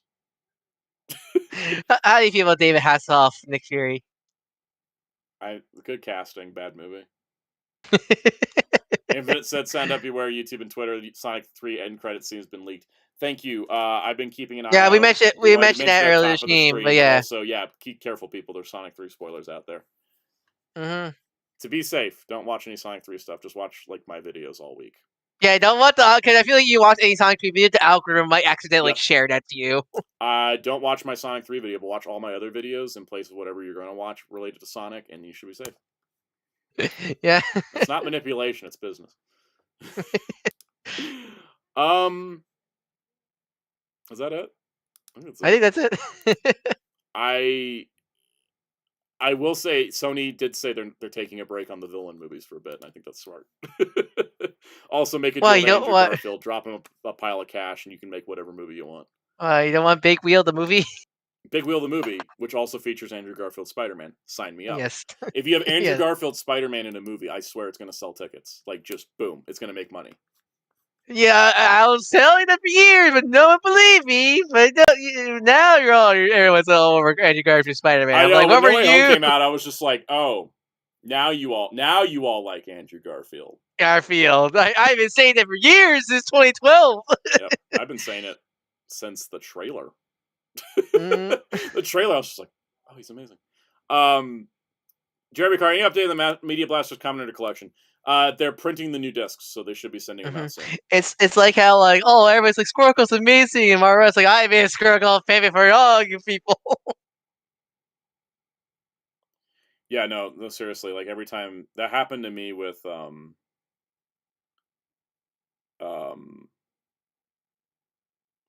the hell is going on? Oh, sorry, I just started reading a message instead of actually finishing my damn show. My apologies. I was like, I have all these notifications. I'm like, no, let me finish my stream. What were we talking about? Anyways, whatever. Let's move on. Should we wrap out our show for the day, because we've been going on for a long time and my foot is killing me and I need to put it up and get some ice on it. So where's your grumpy buddy? The comfort you. My grumpy buddy's right here. Where is he? Send over here, Shadow. I forgot to put Giant Man up today. I knew I forgot something. he got blip. That's what happened. I kind of ran out of ideas too. Cliver's Collection says, I grew up with Andrew Garfield as my Spidey. I grew up with Tobey Maguire, but as soon as I saw Andrew Garfield, I was like, this is the Spidey I recognize from everything else. Like, it's... I just like Andrew much more than Tobey. Yeah. No offense to Tobey. He does a good job, but he's Tobey's more of a Ditko era Spider-Man.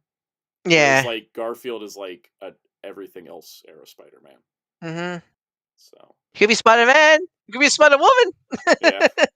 Jeremy Carson, Moon Knight and Werewolf by Night way before the MCU. Yeah, I kind of feel like that when X-Men 97 was like, oh, look at all these X-Men characters, are great. Everyone loves Nightcrawler, like, and I'm I've been saying that for my life. Everyone's like, oh, Scott's so great. Like, I've been saying Scott was a good kid or start. I've been saying, I've been championing Storm longer than anybody else has, it feels. Not anyone. I think Storm doesn't get as bad of a rap as some of the other X-Men, but, I wish the X-Men more. Not to be one of those guys, but I feel like you dislike Storm. You are racist. I mean, how can you dislike Storm, right? I know, right? It's like disliking Emma Frost is a red flag for a personality test, but I feel like disliking the thing is if you Storm's not your favorite, that's cool, but if you actually I hate Storm, I'm like, how can you? I started questioning you. That's a red flag for me, for real.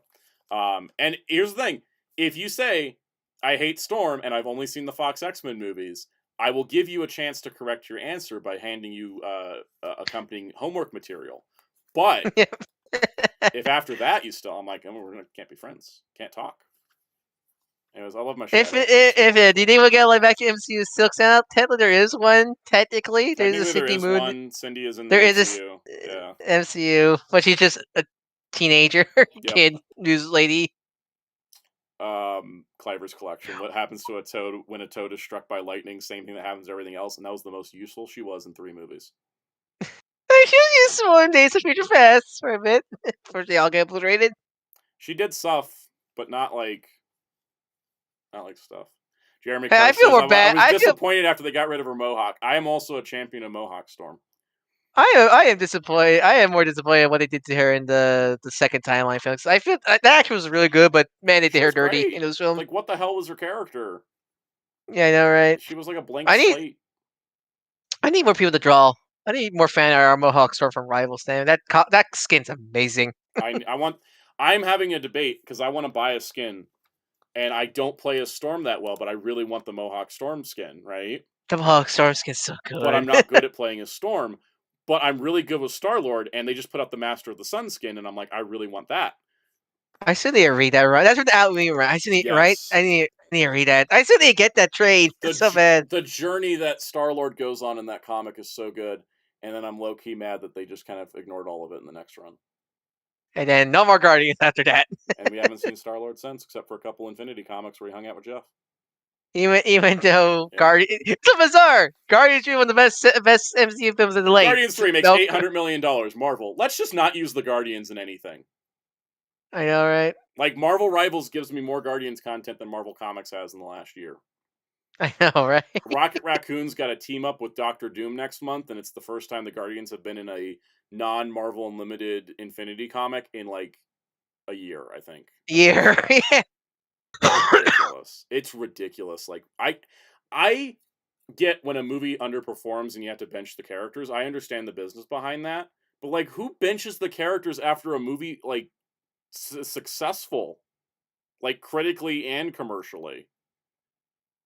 Makes me sad. I love the Guardians. Anyways, you can find Chaos at Fire Chaos on Twitch.tv and social medias. Yes. I don't remember. I don't know he's streaming tomorrow because he's at BRB right now.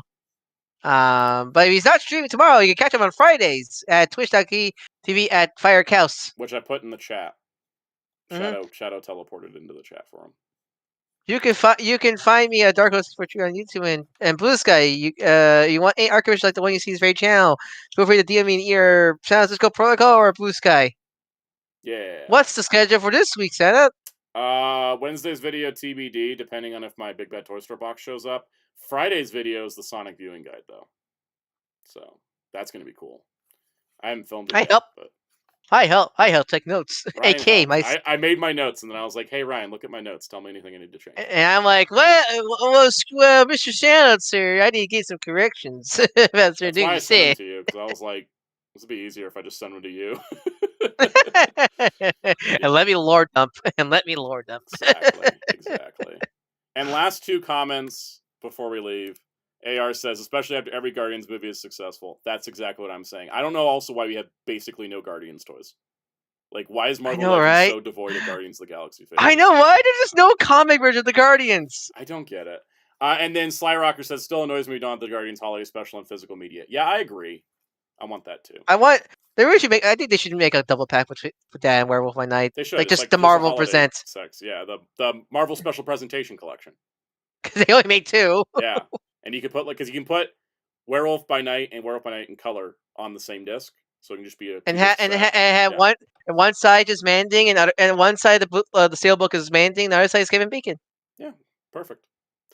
On that note, we'll see you guys next week for another great stream, and thank you all for being here. We'll see you later.